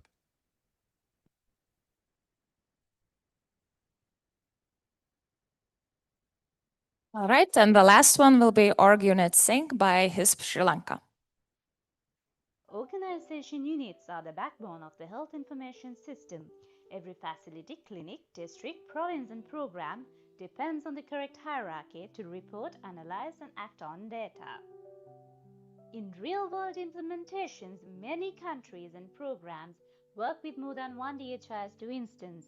National production systems, provincial systems, training instances, staging environments and program-specific deployments. When a new clinic is created, a facility name is changed or a district hierarchy is updated. Those changes often need to be repeated manually. This can lead to missing organization units, mismatched codes, outdated facility names, and incorrect parent relationships. These are not just technical issues. They affect reporting accuracy, user training, program monitoring, and trust in the system. The Organization Unit Sync app, developed by HISP Sri Lanka, provides a safe and structured way to compare and synchronize organization unit metadata between DHIS2 instances. First, the user connects to the source DHIS2 instance. The app validates connectivity, confirms source read access, and checks the target user's permission before allowing the workflow to continue. Next, the user defines the scope. They can select the root organization unit, choose matching by unique identifier or code, and apply filters by level or organization unit group. The app then performs a read-only comparison. It clearly separates organization units to add, units that need attribute updates, units that need to be moved to a different parent, and excess units found only in the target. Users can inspect field-level differences and select exactly which changes should proceed. This prevents blind synchronization and gives administrators full control. Before any change is applied, the app runs a dry run using DHIS2 validation mode.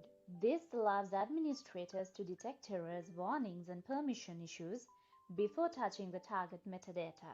Approved changes can be executed only after a successful dry run. Adds, updates, and moves are processed in controlled and traceable way.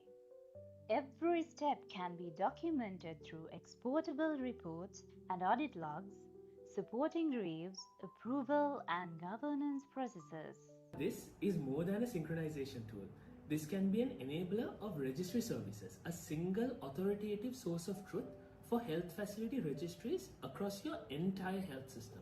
No fragmented structures, no conflict in metadata, and definitely no manual reconciliation. This is open source, built for the global digital health community. So come build with us. Let's go big.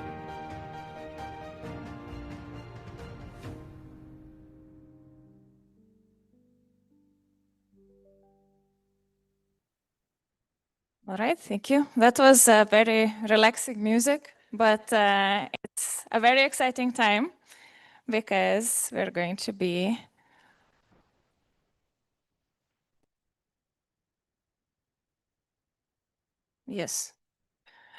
start the voting. So you can vote on community of practice.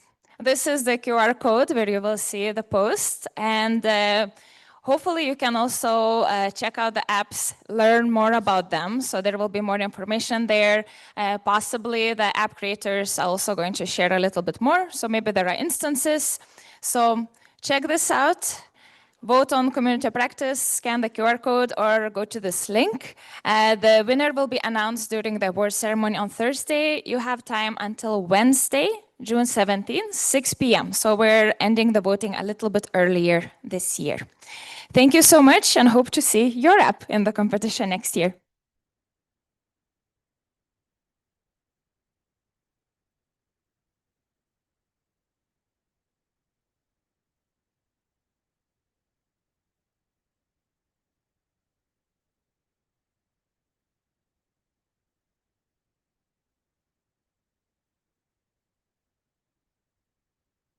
You just need a minute. We're soon going to come into the next section here, where we'll show you some of the new features in DHIS2 version 43 and Android 4.3. A beautiful symmetry there. We just need 1 minute. We brought our best technician to try to set up here so we can do a demo. We have so cool features today that we are worried if we only show you screenshots, you will not believe it's true.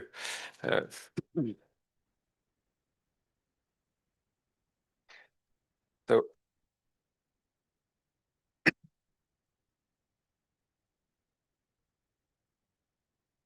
I will start off with a section on the platform changes, the foundational updates that is needed to make sure DHIS2 stays up to date. The kind of thing you pay for contributing to the core. The kind of thing that if no one paid for, we would slowly start dying and become irrelevant. After I have talked about these platform changes for 15 minutes or so, Marta is going to show us some of the features in the collect, configure, and analyze use cases of the core. After that, we will have Bjørn, Geir Kjetil, and Eirik showing us some of the new developments in the climate and health.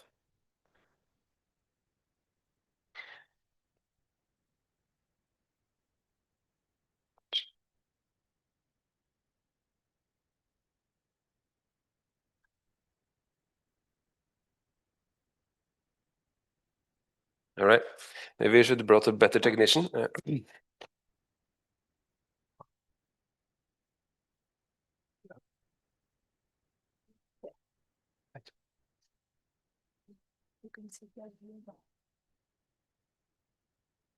All right.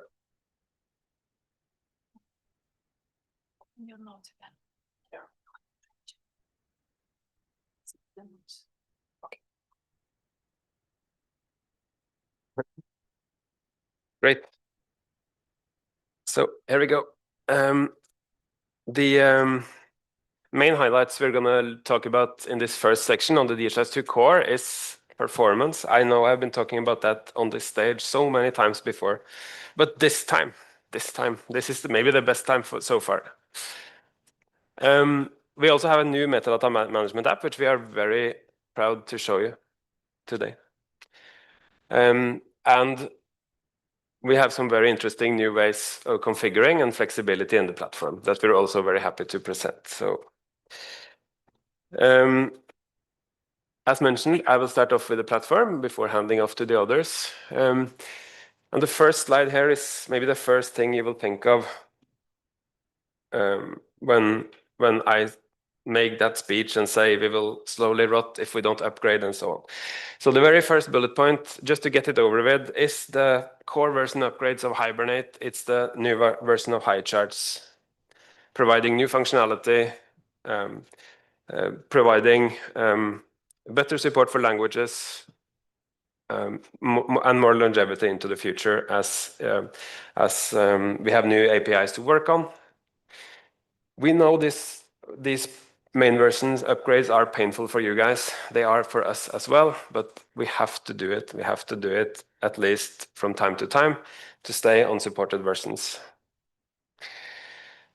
The second blue box here is some modernizations in the Capture app. We have updated from Flow to TypeScript. We have made the app more performant, more efficient with its API calls, and therefore faster. One extra reason why this is so important is that it now has the same shape, runs the same stack as all the other apps. So when we start using AI agents, all the apps work the same or built more or less the same. The last change here is a little bit of a wake-up call, so we put it right here in the beginning so that everyone would wake up. If you have any SQL written towards the event or tracker part of the database, please listen carefully. We made a change and split the single events into one table and the tracker events into another one.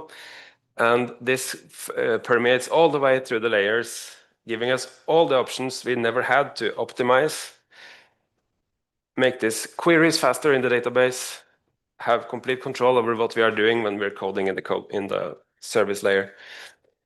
But if you had written SQL directly towards these tables, we are sorry.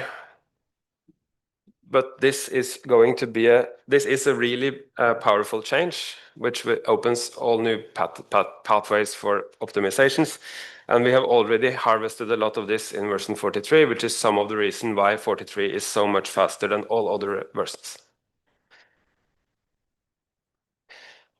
We have also built something that we have talked about, I don't know, for 10 years at least, which is a proper rig to run, replicate performance tests again and again. So that's now part of our test suite. We run automated performance tests towards the code base as we change it. This removes the dependency we have always had when developers are writing code, that they will try and test something locally on their machine, and that is not reproducible later by anyone else or by a different machine. So we have built a rig that is reliable, running the same tests over and over, which catches regressions, first of all. Regressions meaning if someone makes a mistake and this thing becomes slower, we will catch it here and you don't have to catch it in your production environment when you upgrade, hopefully. We can also test and verify that what we do has the impact we think. So we are optimizing all the time, but sometimes we make it better here and worse over there, right? Now we can test and have proper numbers on the changes we do and make. Yep. We're not done with this. We have built a framework that is being run now in the development pipeline, and we are expanding it with more use cases and more varied load in the coming versions. Another big update is that we have made a deep interfacing in the analytics part of our database, in our analytics part of our application, where we now allow replacing the database itself. So you can run analytics natively in DHIS2, but switch the heart, switch the database over to Apache Doris, which is columnar, much better suited for heavy analytics queries. It requires no other changes. So you can start off with a normal DHIS2, and with the day when you need a faster analytics database, this is one of your options. There are several other options, of course. We also found that when running Doris, this is so fast that we can take back the very much missed feature for counting in the line lists, having a count at the top of the line list. Then we have a new this development we did not plan to do last year when we were met here and we talked about what's next. We did not mention this one, so this one has been added during the year as AI and LLMs have become dramatically better over the last year. We had to pivot and start thinking deep and hard about how we are going to best support this world. How are we going to support you guys? Ourselves. And we have one new objective called Great DevX for agentic coding, where we are doing 3 things that we have already done. So around Easter, we decided that this is something we have to look into, and we have done a lot here. The AI skills is the first one. We are providing official skills. Well, I think they will be released today. I don't see Kai here. There is his thumbs up, yes. The skills is like an instant school for your cloud code. Download the skill, an official skill from us that you can trust, if you trust us. and which will instantly make those little tweaks that you need to make your AI agent a little bit better. And this is based on our experiences, our learnings and failings. So we have given those little instructions about what to do and what not to do. We summarized in a file what we have been trying to teach through the dev network, and we hope this is going to be a really efficient way of disseminating it to you guys. So please have a look at that skill when it's uploaded to the NPX later today. Yeah, thanks, Kai. The next part is the documentation. We are realizing we are not writing documentation primarily for humans anymore. It is so important that the documentation is crawlable and easily accessible by these agents that you guys use. I don't even have the patience to crawl through the documentation myself anymore. I will ask my Claude. So it's more important than ever that this is available, and we have done steps to make that so. The last one is that we are bundling the source code. When you use the app platform, we are bundling the source code now. This is for the agent that installs the app platform. Since the agent knows the skill, it knows to install the app platform, by the way. And when it installs the app platform, it will have access to the source code, so it better understands how it works. It also bundles a TypeScript API signature that also helps it making better API calls. So these are the steps we have taken so far. And I urge you to come to this session tomorrow at 3, where we will talk about the stuff we haven't done yet and discuss with you perhaps what we are going to do next, best to support you and us. Back to the real world of DHIS, tracker to aggregate has been something we have mentioned in this room a few times. We are building a native way for you to move your tracker data over to your aggregate data model, which speeds up queries and is a useful way of making your reports. We have now removed one more, maybe the last hurdle that we know of, so this will work. And if you are not convinced, we invite you to come to Jim's session, the time is right, where he talks about how you can combine program indicator disaggregations with tracker to aggregate to achieve this in a native way.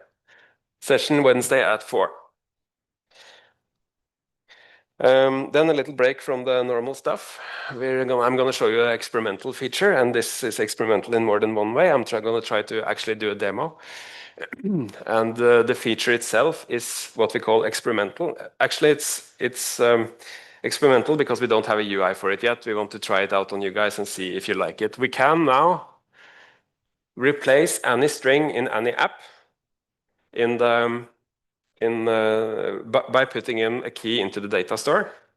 So I am now in there. Okay, let me see this in mouse. So if we go to data entry, I will just show you that there is no rabbit in the hat before I start. Entry, there we go. If you look at the top line here, everything is the way we always see it. We call this an organization unit, period, dataset, the normal entry message is here. But then I can go to data store management, and this is a bit technical. This is a very powerful but experimental feature. We wanted to give some space here. We have the custom translations namespace. And you can add a new key here with your app name and locale. Right now, the aggregate data entry one is empty.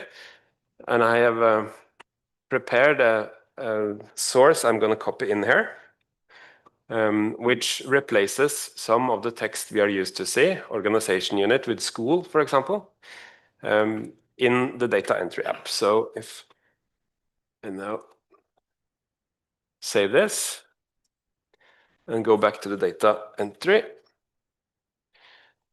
There, you can see that strings are updated and the welcoming message is what I replaced it with.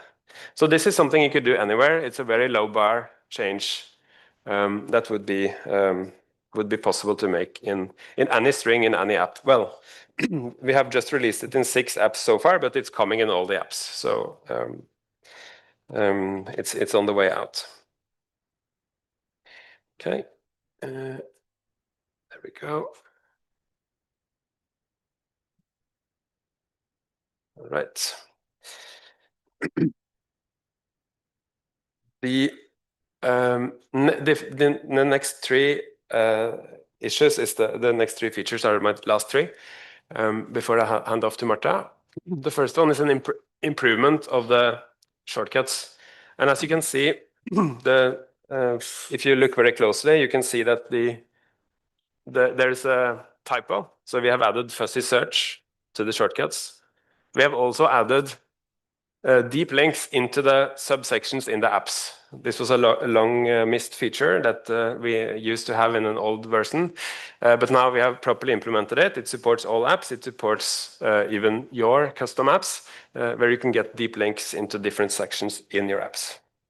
And this is possible, yeah.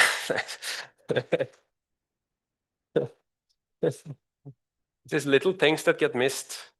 This is possible because last year I was on this stage and talked about how we had something called a global shell now, and you all thought it was boring. But now we can do this, and we can be pretty sure that every app, even the ones you build, even the ones you download, has the exact same menu everywhere, because the menu is served by the core. So more and more of the core is actually not just the API, but also the front end, which we are really proud of. The next feature here is in the same category. Did you see what happened? I tried to change slides. Yes, we have custom theme. So now you can put your own color on DHIS2. And the color will be the same throughout your instance on Android and on web. And just to show you that this is also real, very quickly, I will take you to the settings. And I can go directly to appearance here. So I open the right user shortcut. And then I can change the color and refresh. And then this is reflected throughout the service. So yeah.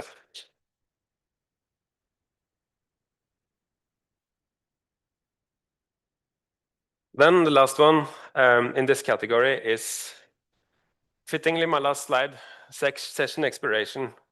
And this is the one I like the best myself. Now we don't have to have this mysterious session expiration happen anymore. You will get a proper message saying you are about to be logged out. You can prevent the logout if you want. If you don't do it, you will be getting this friendly message and an overlay. You can dismiss it. You can dismiss it if you don't, if you want to keep working and know what you're doing, or if you want to log in a different tab and so on and so forth.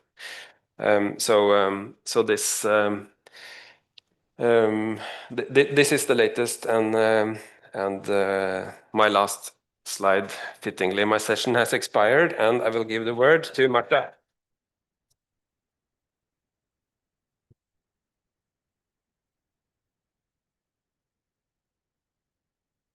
Thank you, Marcus. That was very entertaining.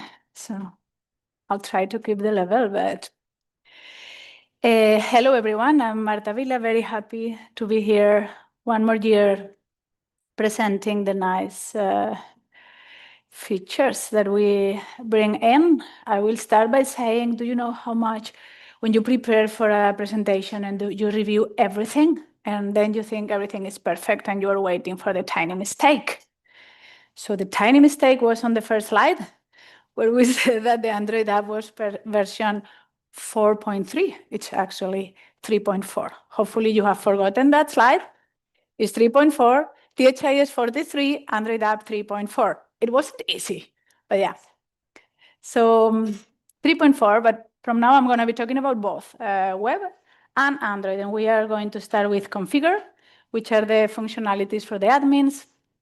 to have more control on the configuration. I mean, you know what is this for. So let's start. The first one is the tracked entity search performance configuration. As Marcus said, we have been working a lot on performance, and you will see that not only in what he presented, but in some of the functionalities that we are going to be seeing from now to the end. This one in particular allows you to optimize the way in which the search is performed in the server. So you can set a minimum, maximum of characters to perform a search. You can select your better operators or recommended operators for each one, depending on your value type. You might want to use start with or end with. You might want to use equal for an exact match, or you might want to use like for partial, for contains.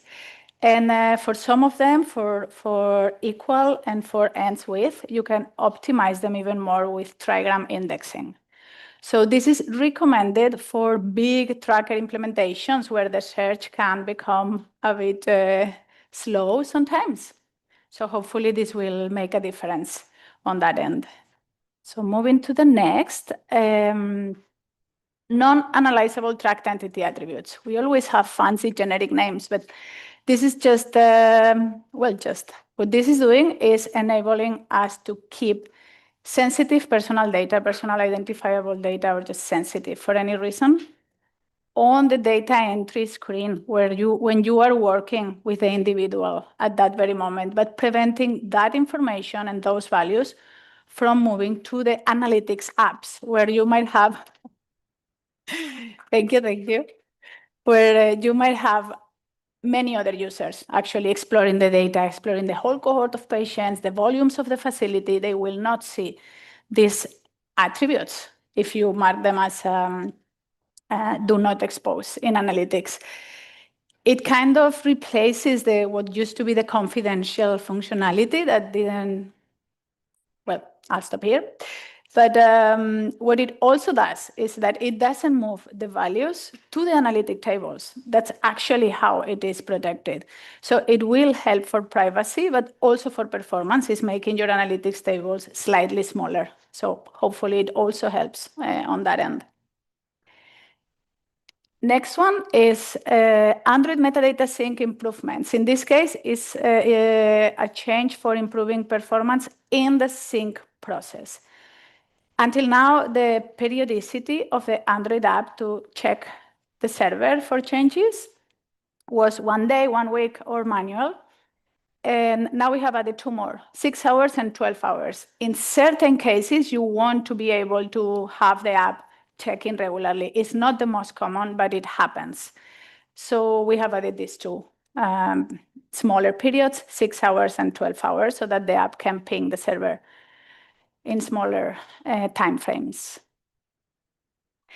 And now the last one for my last slide for configure, but probably the one that has more work behind, is the new metadata management app. We have been talking about this app regularly. It's been there for a few versions, but what we can say now is that it has functional parity. It is completed, it is bundled with the 43 version, and it is ready and waiting for you to migrate from the old one to this one. So I really encourage you to try it out. You will see that we have changed the name from maintenance to metadata management app. And this one I would like to show you. So I'm gonna hopefully find our, oh, is it closed?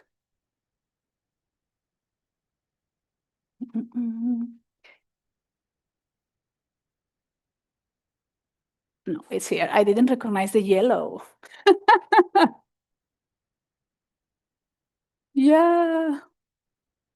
So let's try to not trick myself over and over. I choose a blue one. So we demo back. And now I'll go. So I'm going to type maintenance because that's what I'm used to do. But because of our beautiful shortcuts, the new app is also bundled. So, oh, I didn't save, did I? No, here. Okay. So this is the new application. As you can see, and now I need to remove this from here. It does have a substantially different look and feel. We have moved to, am I in the right place? Yes. And here are my notes for the demo. So we have changed the whole structure, not only in what you see, it's a completely new app within, improves maintenance and its modularity. And we have in this screen what you see, mainly improved the navigation. So you have this left side panel with the search bar that we navigate across all the sections. You will see that we also have a breadcrumb navigation on top. As I go in, we have reviewed the other section that was getting pretty big. So, you know, when your other section gets super big means you have to review it.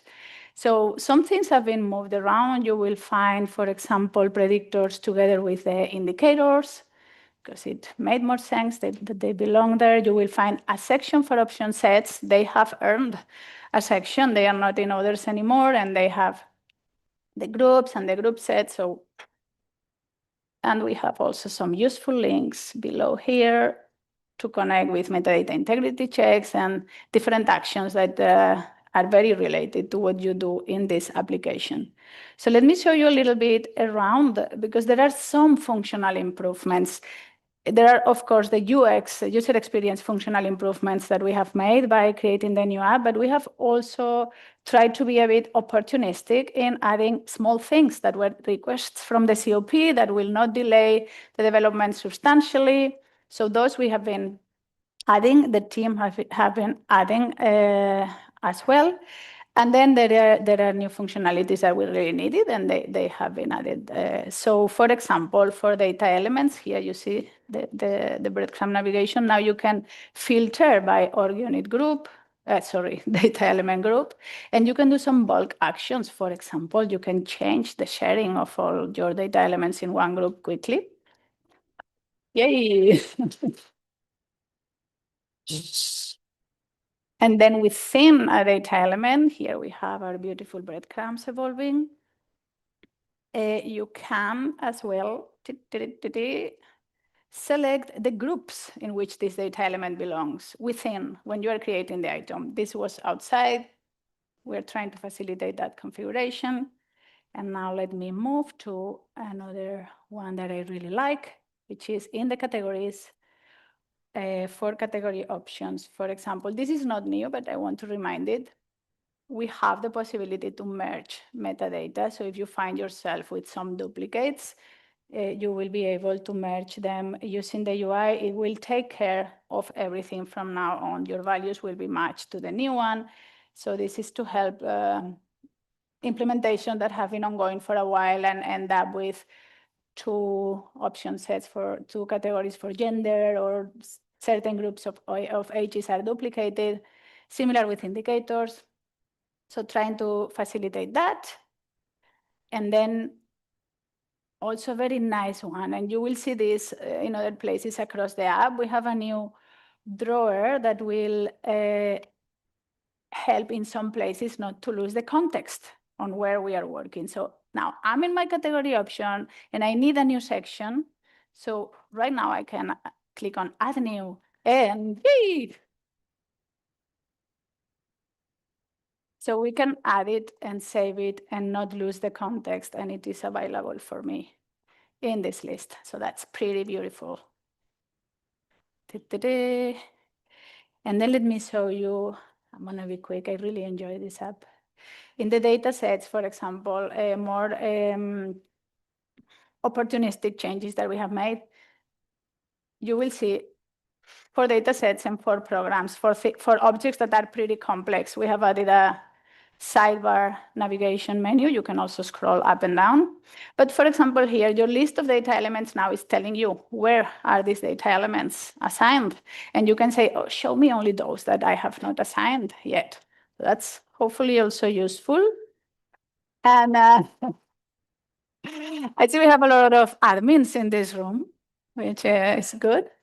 And then I just want to move, last but not least, to the programs. And because this is the one part that has been deeply reviewed. We have gone through all the options and we have grouped them in a meaningful way so that you can navigate the different parts of the program. We have changed the labels. We have made them more descriptive so that they actually tell you what you're doing by selecting them or not. And then another useful place where you don't lose the context is when adding a program stage.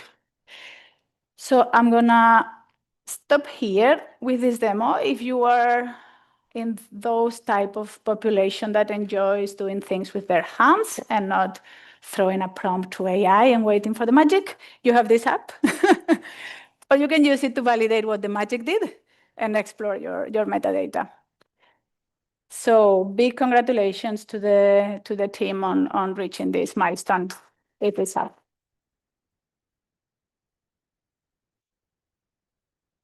And of course, I'm lost again.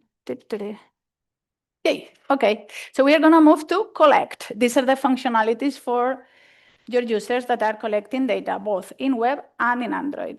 And the first one is also a big one. It's not new now. It's been there for a few months.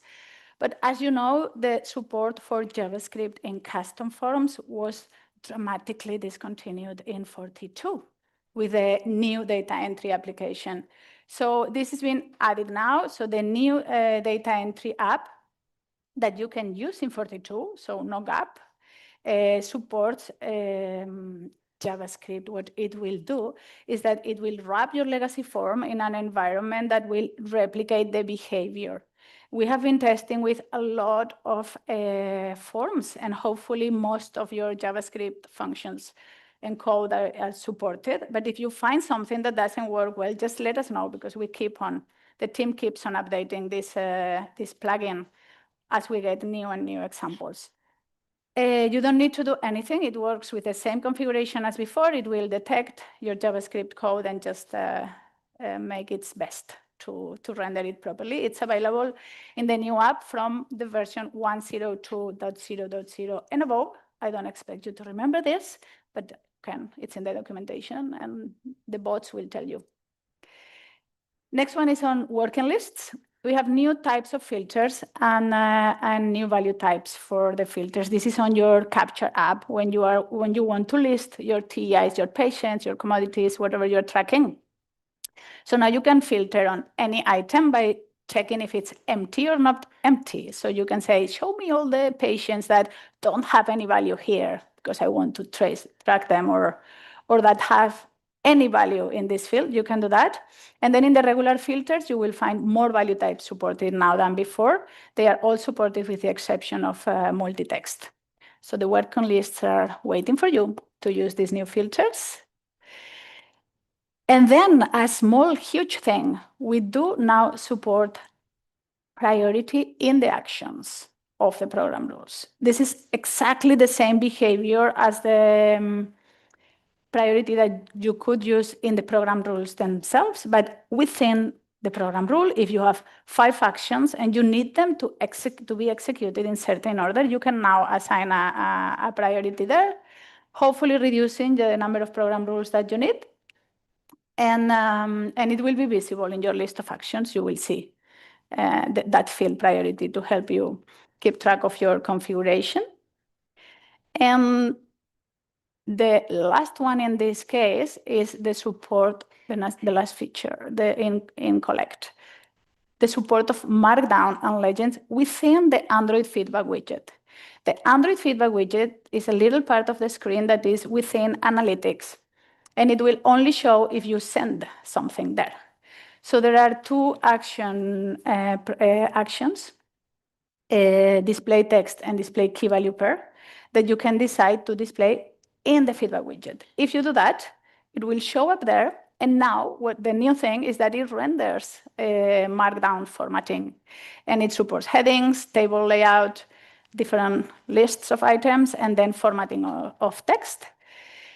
And this, together with the previous functionality that I explained, the order in the actions, lets you actually control the order in which you want to show the messages on your on your feedback widget when you want to share something to the users. So I'm going to invite you to join the session Features in Context to see how useful this is for the use case of supportive supervision when it's all about telling the users what you found in the, for example, facility check.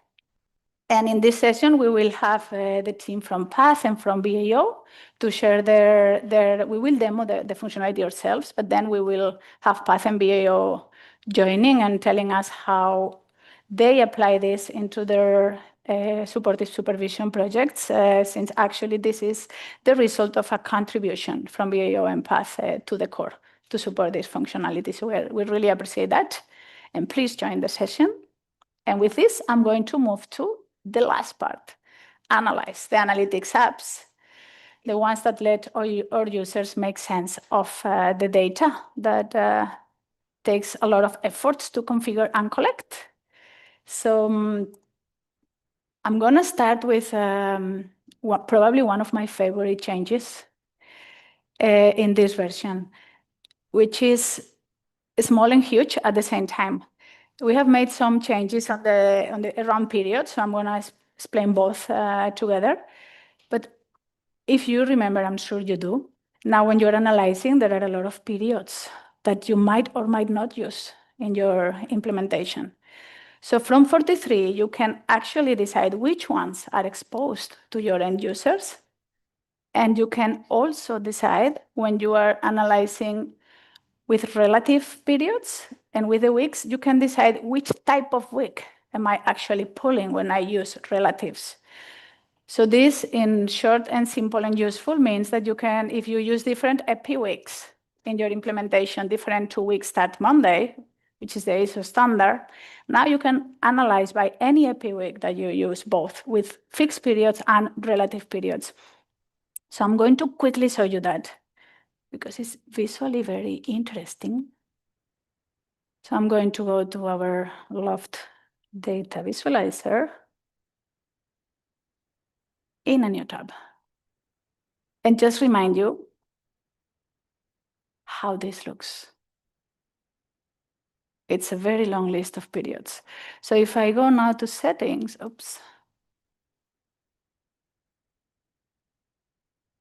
analytics, using shortcuts again, I can decide, okay, I don't have any daily routine data, and I only use weeks starting Sunday, and I don't really use these 2. Quarters are normal, 6 monthlies are normal, and I absolutely don't use financial years in my instance.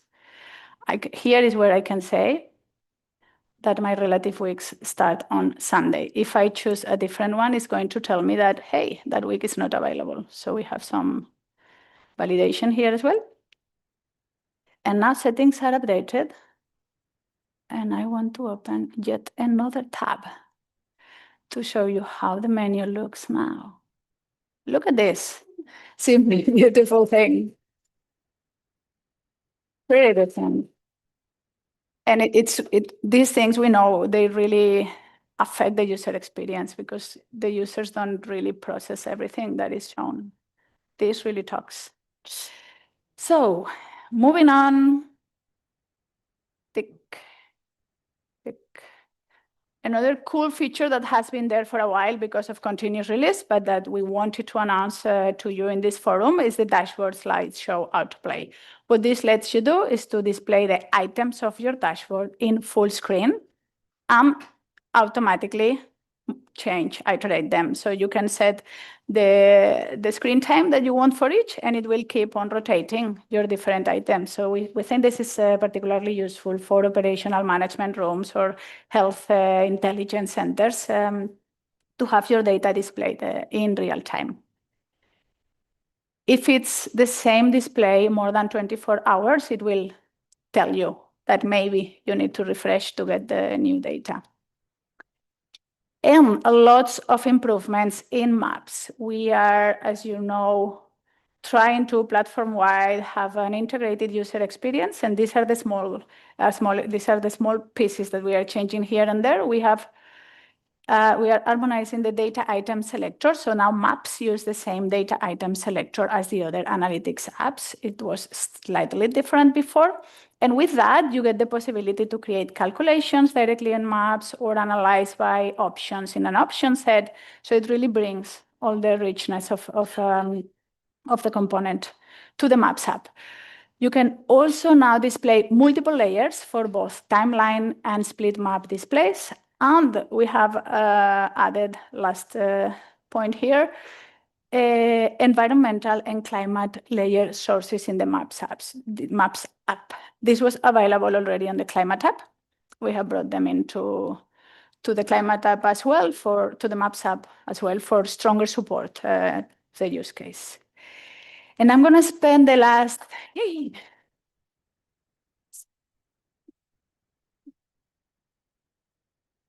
I'm going to spend the last 2 slides in a coming soon mode, because as you know, many apps are now on continuous release. So what we are doing now in our planning is we work very hard the team works very hard to get things on the backend that we can then continue releasing and working on the apps during the release cycle. So I'm going to show you 2 very cool things that made it to the backend and are about to be released in the front-end apps, but we want you to be aware.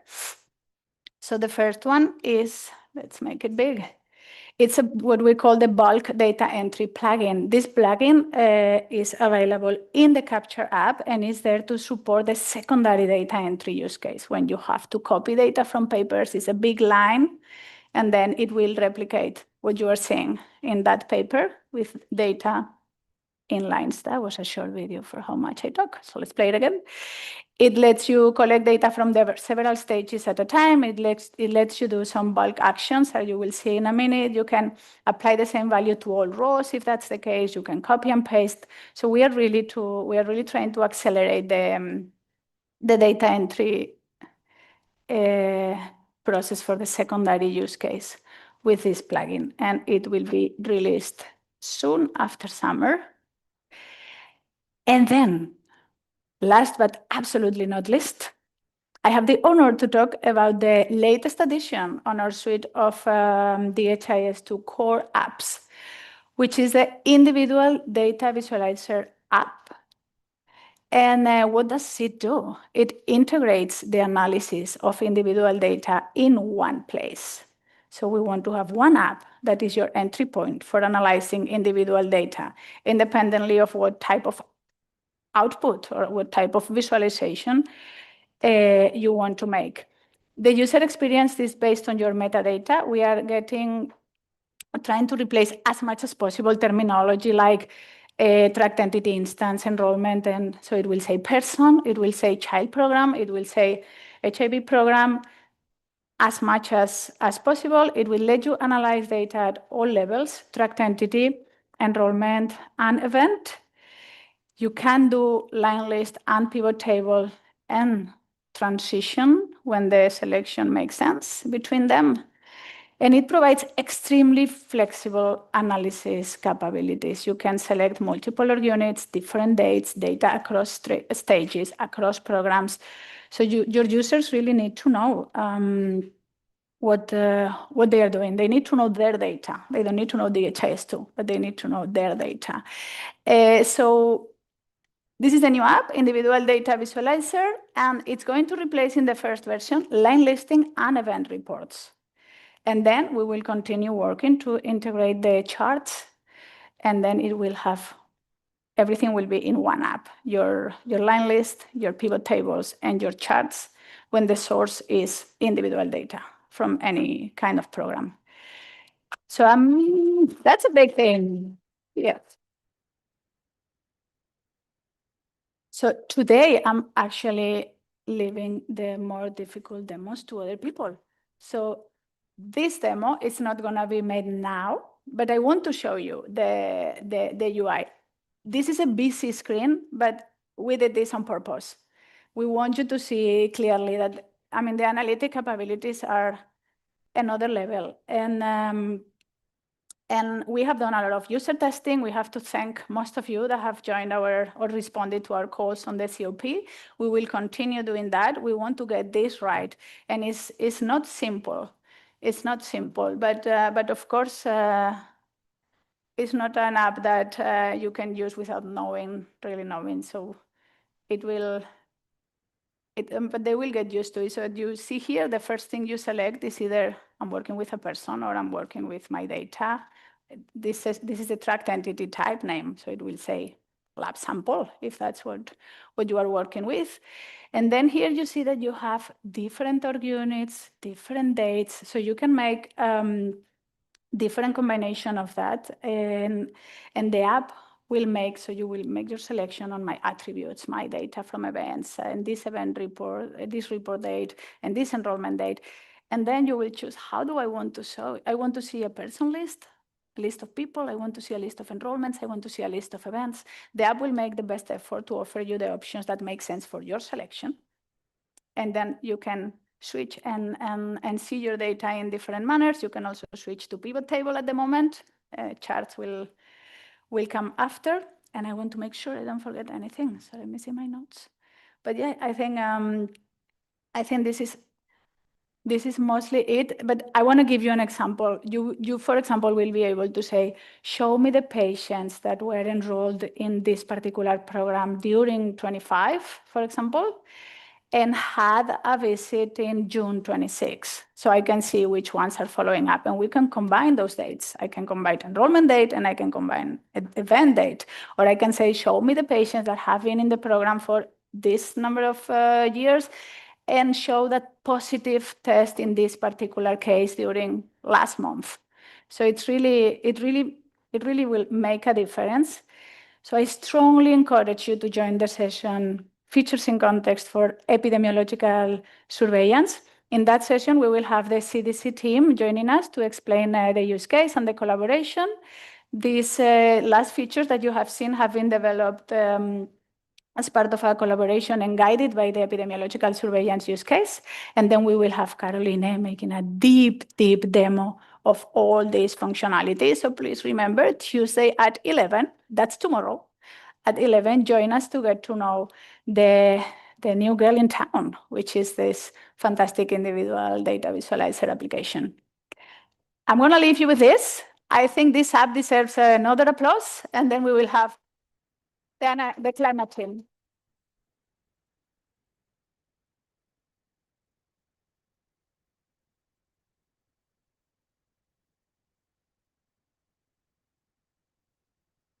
Okay, thank you, Marta.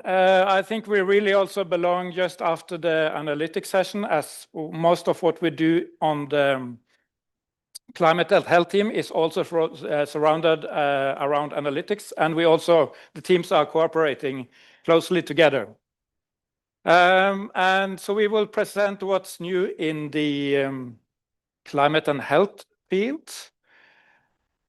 Let me move to the first slide. So many of you know about the climate app, which we released very early in the project. What we saw that is actually getting, especially in the countries, getting good climate data is very difficult. And we also knew that we had this sort of limit that we needed to prove for Welcome already after 2 years, that we were able to move ahead within this field. And we saw if we were going to take the slow approach in each country, we wouldn't be able to sort of start with the modeling and prediction work that we are also doing. So that was the reason we started with the climate app. We already had an agreement with Google Earth Engine that we could use the data for free. And also the good thing with Google Earth Engine is that they have collected a vast amount of data on one platform. So on top of that, we made the climate app. It's now installed almost 10,000 times. And one installation is not per person. This is for DHIS2 instance. So we see it's very widely used. And I think also the reason of it's so popular is that it directly integrates with your system. So when you have defined your org units, it takes the boundary of org units and instantly give you these graphs showing you the different climate variables that you can do directly in the climate app. And of course, also you can very easily import the data into the DHIS2 instances, and then have them as data elements and use in all the analytics apps. And those new things that you saw in the map app was a request for this, because now you have the climate variables in DHIS2 where you already have the disease data. And it could be nice to plot them both on a map and look if there are any connections. So that was the reason we added that support in the Maps app, that you can now have this time view, look over change over time, and then combine health data and disease data. So yeah, we have continued to add different sort of data sets. It must also be said that having this dependency on Google Earth Engine it's something we want to avoid, because the Google Earth Engine is not a digital public good, it's not open source, and we want to have a solution that is open source in all parts of the system. So that's why we have been working on alternatives already from the beginning of the project. So one thing you will now find in the climate app is that it's not only data from Google Earth Engine, it's also from an initiative called ENACTS that works directly with Met offices in the countries to produce long time ranges of climate data based on local data, but it also fills in with global data where there are gaps to make a coherent data set. And in the climate app now you can choose. So you will see you have both this annex data if that is configured, or the data from the Google Earth Engine. And you can see some of the countries where they operate. Again, this is not something you just fire up the app and you will have your local data there. This is owned and operated by the Met Office in the country. So you need to talk to them to get access. But we have made the integration. There are also some other improvements in the climate app, and because when you do an import, you can only import up to like the current date, but then maybe next week or next month you want to have the last month of data. And now you can save your import configurations, so it's very easy to find them, go back to them, and just add the last date and then do a new import. Later on, or we are working on it now, we'll present more on it tomorrow, but we are making this whole thing fully automatic. So you don't need to think about this import anymore. We see when you do a big country with lots of org units, there might be even on Google Earth Engine some limitations. I think we have like a cap of 50,000 calculations for the org units you can do at the same time. Sometimes these org units have a very complex boundary, so there are cases where it breaks. But now we have improved this, so we do this in batches rather than trying to do the whole country at the same time. And also it should have full translation support, the whole app, so everything can be translated into your language. And then also as a response to both the dependency on Google Earth Engine, but also we learned that this field, or we knew it from the beginning, it's very complex. Global data is not enough. Often you need to do things with this global data. Just taking elevation data or temperature is not enough. So we have the chat platform where we combine this with the health data. Often you also need to process this data to derive other variables before it's useful for the health sector. So to sort of meet this complexity, we launched something called the DHIS2 Climate Tools back in January. And this is more like a guidebook of recipes, but also some best practices, libraries that you can build on to sort of make your own custom workflow to import the data you like, basically just opening the whole Pandora's box of GIS to everyone. So this one is out there. This is the address. This also, the whole idea with this is also this a shareable platform. So if you come up with a nice solution, you can share it back to this sort of common guidebook that we have for this sort of data integration. But we also saw just having this guidebook, wouldn't you want to go into production and having things automated and sort of having the same ease as you have with maybe using the Google Earth Engine? So that's why I think the name was already dropped earlier today. But we are now having a preview, we'll talk more about it tomorrow, of what we call the Open Climate Service. And this is like a full software solution. You will have all these sort of climate tools within. You will have similar functionality as you have on Google Earth Engine, but it runs on your own infrastructure under your own control, completely digital sovereignty around it. So sort of this is just like how it can look like, but you can fire up this climate service for your country. You can name it whatever you like. We have decided not to include health in the name because it can be used for other domains than health. We could also avoid having climate in the domain because it's not necessarily only climate either, but we know we don't want to call it open data platform because that can be everything. And we think climate will be the main use case for this tool. And this is also built on top something called OpenEO, which can be looked upon as like the Google, now the European Google Earth Engine initiative, totally open source. And it can run in the cloud, but even run on the laptop. So you can run these climate services on your own laptop. More about it tomorrow. So this is like the current space we have. So we have, you can see that the climate app have dependence on Google Earth Engine, but also you can now add local data. And then we have already an alternative with the climate tools. So you can bypass Google Earth Engine if you don't want to use it already. But then sort of this Open Climate Service will sort of be a replacement for both those two sort of combined. But more on that in a plenary tomorrow. I will hand over to Gachete.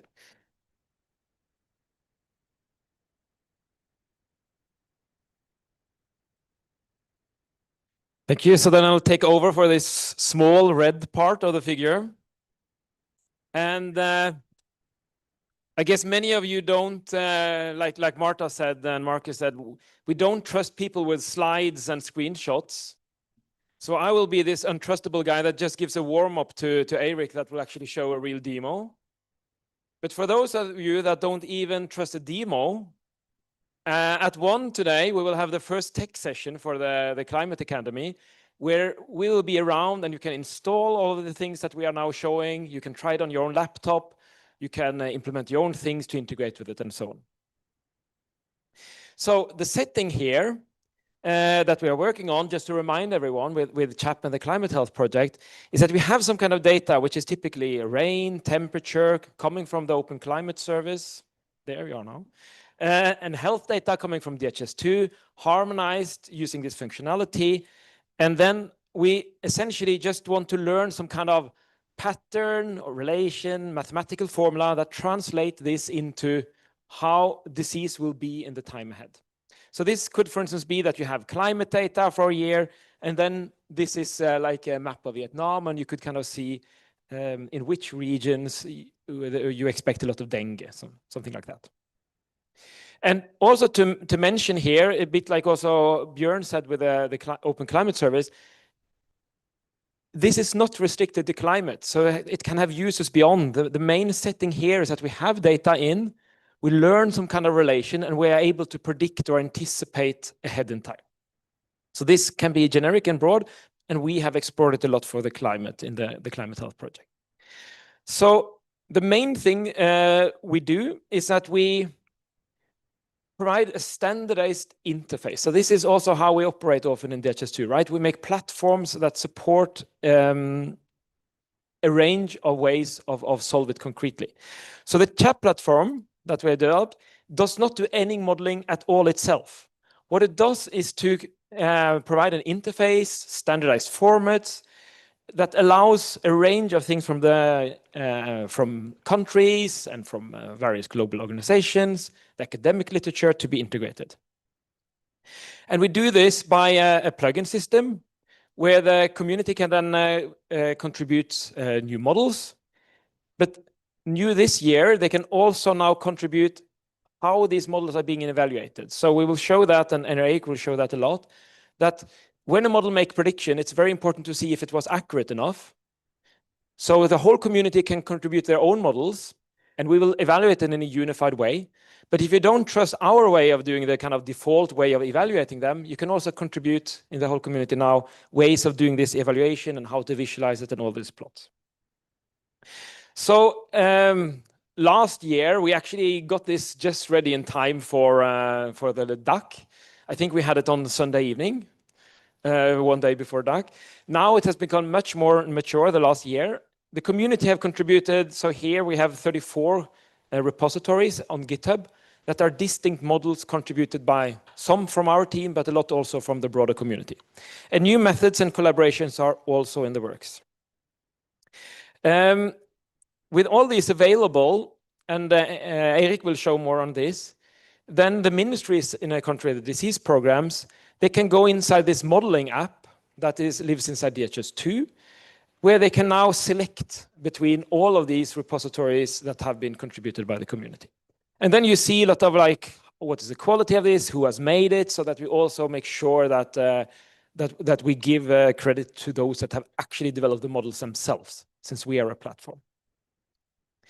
When a model has been selected, the disease programs and the country can then even tailor it. So most of these machine learning models are a bit general. So then the disease program can go in and say that I want this model to actually work with humidity because I think humidity is important for my disease. And this is now up to the epidemiologists and the disease programs to do. And then finally and importantly, you can now look at these side by side, these models in the platform. So here we see two different models, an INLA Bayesian baseline model and a SARIMAX model developed in Rwanda. We will come much more into detail of that tomorrow, actually. But now you can kind of see how do they fare when they make the blue predictions, when they try to look ahead in time, and you can see it side by side and across time. So that is essentially what I'll say as an intro to the real demo. Thank you.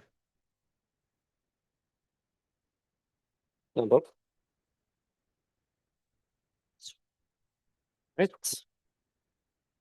I think my mic is on. Can everyone hear me? Nice. So I'll get started by sharing my screen here.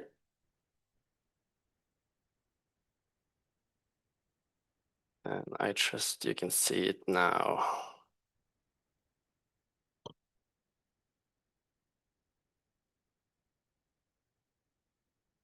Right. Okay.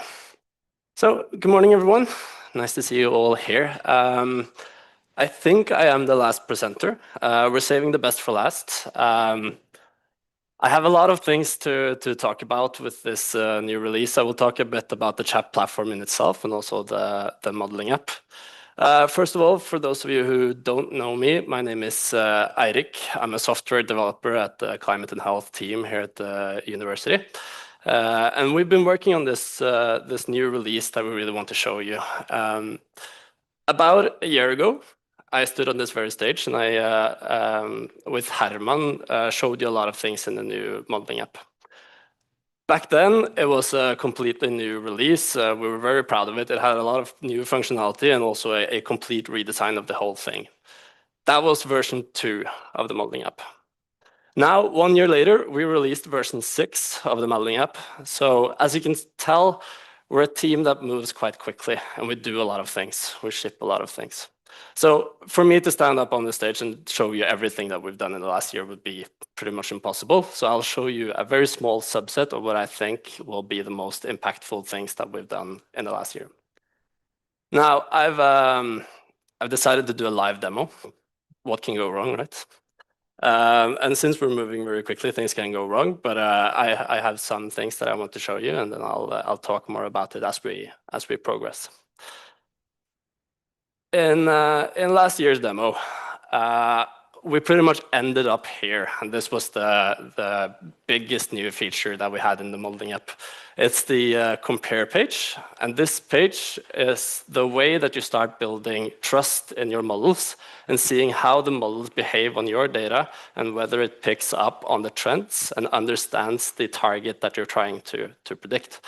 It was a great feature, and it still is. And you can see as we progress along here, you can see the blue line over here is what the model expects things will happen At this point, we're looking back in time and we're trying to see, did the model pick up on something?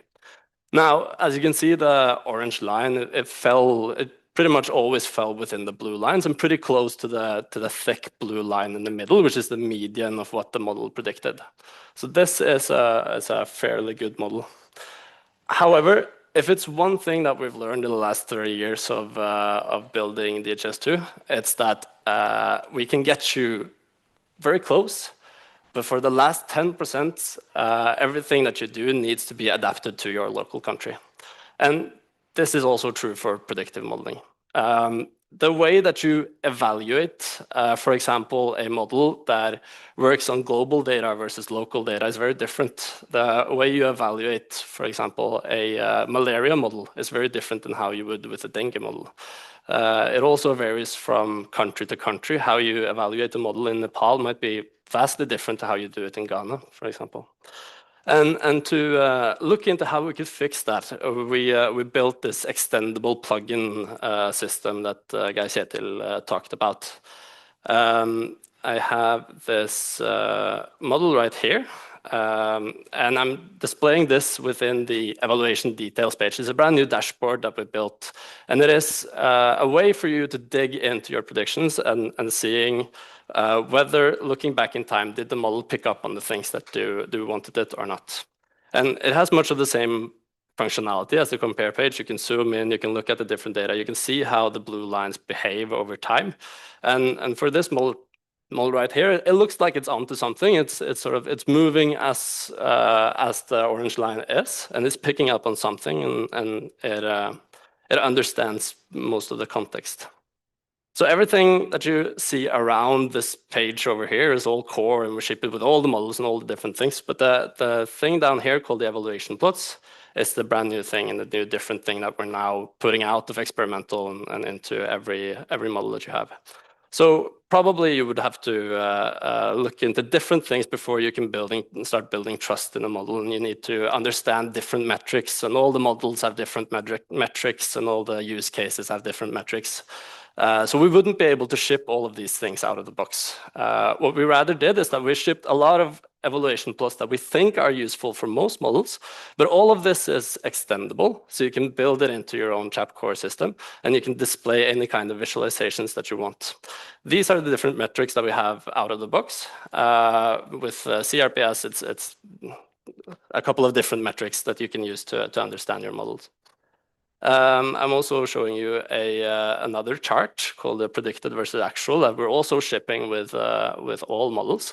And this chart is fairly simple to understand. You have a black line up here, and it's a ratio between what the actual cases were back in time versus what the model predicted. And I'm told that if all the sort of dots over here aligns along the axis of that dotted line in the middle, it's starting to become a good model. Now, I only have a bachelor's degree, so all of this is just colors on the graph for me, but I'm told by the people with the PhDs and the people that actually know that this is actually starting to become quite a good model. And with that, we sort of had to take a step back, and we had to think about, okay, what's going on here? And over the last year, we've understood more and more, both working with the models ourselves, but also working with the different piloting countries that we have within the CHAP project, that these models are starting to become quite good. They're starting to pick up on trends, and they're starting to be at a stage where you can start building trust in them, and you can start using them.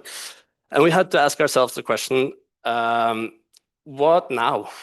What happens when somebody has a good model and they want to use it, and they want to start making decisions based on it, and they want to start using it back into DHIS2, and they want to put it into prediction and everything. And everything I've shown you so far has only been looking back in time to understand how the model performed. From there, we went back to the drawing board, and we started thinking about how does this actually look in production when you start predicting ahead of time. And we built this thing called a prediction setup.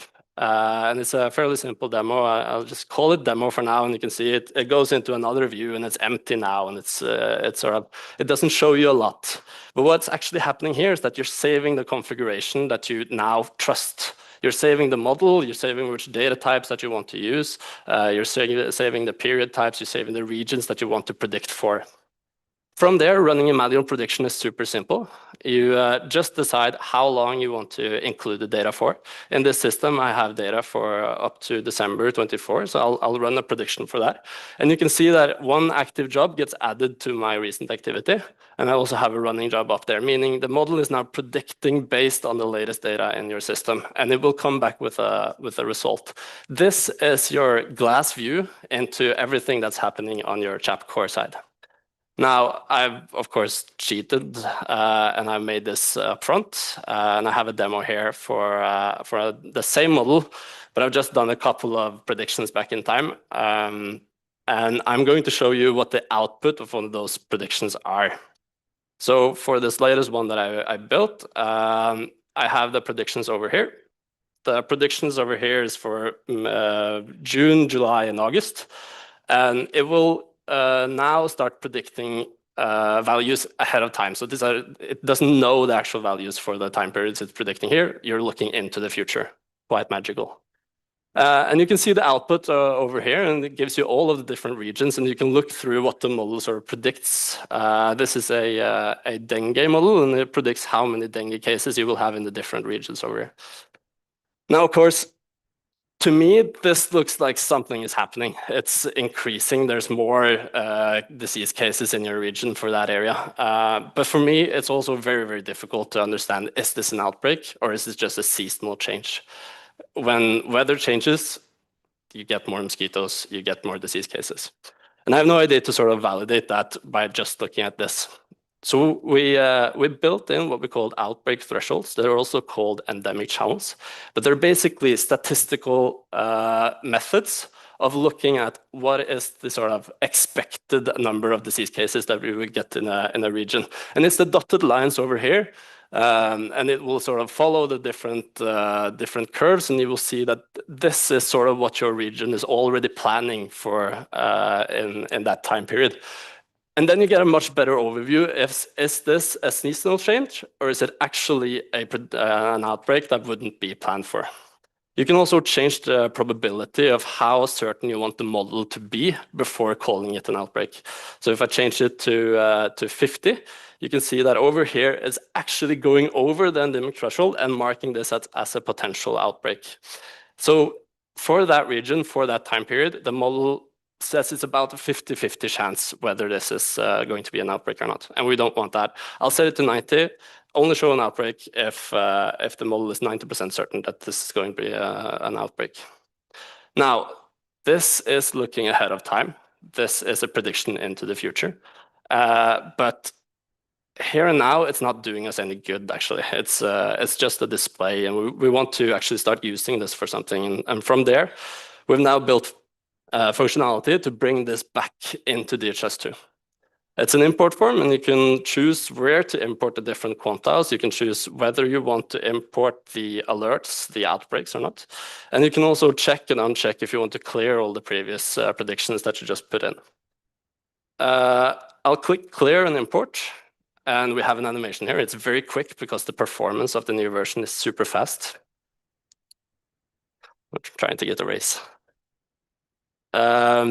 If you click clear and import, it will go through the different things. It will clear all the previous imports and it will import everything back into DHIS2. When it's back into DHIS2, that's when it's actually starting to get useful for the country. Now you have that data within the DHIS2 with your disease data, with everything else. And from there, we've also added an experimental release for adding those same dashboards, those same charts as plugins into the dashboard app, so you can start pushing it out and you can start using that data for something. Then and only then do we actually use these models for planning and interventions and data-driven decisions. I also wanted to show you a very quick last thing. This is still, even though it's a lot better, it's still a manual process. I also have this functionality over here that I haven't talked too much about. It's still an experimental release, but we have now the functionality of setting this up on a schedule. So say you want to run this model once a day, once a week, once a month, something like that. You can set that up and everything is handled automatically for you. It doesn't import things back into DHIS2 just yet, but it will start running the predictions. It will look over time. Here you can see the different evaluations, the predictions that I've run for the last couple of days. I can go in here and I can look at the different outputs from the different days. I can see why did it fail for that for that prediction, etc., etc. So the cool thing about this, the really cool thing about this is that we now have a full workflow where if you have the time and resources to invest into understanding a model and start trusting a model and using a model, the data now starts in DHIS2 like it typically does through the climate app, through everything else that we've built. It goes into CHAP, it gets pre-processed. You can start building this trust. You can start building all of these workflows for building this. And for the first time, we can sort of say that we now have a product that goes all the way back into DHIS2 for the things that you care about, I guess. Now, I am way over time, so I'll talk just a little bit more. I'm going to do some rapid fire of the different things that I wanted to talk about because I couldn't mention everything here. The modeling platform, we released a version 2.0 last week. It's brand new and it comes with so many different things that I couldn't be able to demo here. We have a brand new way of developing and adding models, running models in the country. We have better experience for the actual model developers building the models. We have an increased security. We have better deployability. We have experimental release for the schedule, and we're starting to move over to an improved architecture. So there's a lot of cool things there. We also have a brand new experience for how you use and add models to your system within the modeling app. So everything is starting from the CHAP core backend side of things all the way into your end users is brand new, and you can tweak much more than what you could previously. We also shipped what we think is quite useful, which is the in-app documentation and guides. So if you feel like the app is difficult to use, you can just use the documentation that is bundled with the app. So there's a button within the app so you can look through the documentation. Also, there's a lot of concepts about machine learning and using predictive modeling that is really hard to understand, especially someone coming from not a machine learning background. So we've built sort of bite-sized guides into the app that you can use to understand what are the different charts, what is actually a model, how do you analyze, and how do you actually start building trust into these things. And you have different guides and they're interactive. You can click around and you can test out different things. For the modeling app version 6, we have a long list of different things. I won't go through them all. And even when I did all of these, we still had over 100 more PRs that we've pushed into the last year. So it's a lot of things. We're super happy with where we are. And if you want to learn more, I'm doing a deeper technical session on this tomorrow. We're also doing technical sessions on climate and health for the entire week. You can reach out to anyone wearing a green badge and they will know someone that knows someone that knows something else. So it's a good place to start. So yeah, with that, I think that's it from me.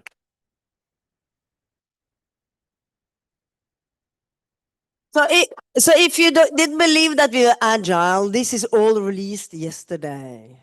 You know, that's why we were so intensely following the new features, because it's actually pretty new as of yesterday. So, on the subway actually today, okay. So that's how it works. So thank you so much, Eirik. Thank you so much, the whole team of the What's New. We have lunch at 12, even though in the printed program it's at 12:20. That's because it was a photo session that we changed due to, I don't want even to go into details, but that will be at 4 o'clock, the photo sessions. So it's actually lunch now.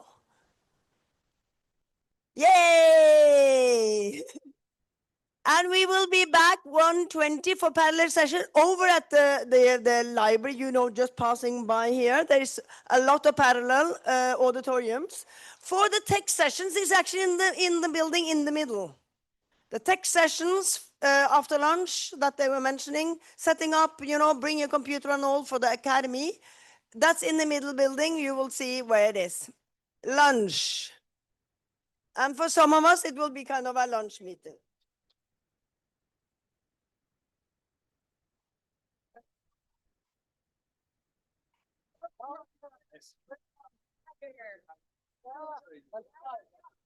And we forgot to mention that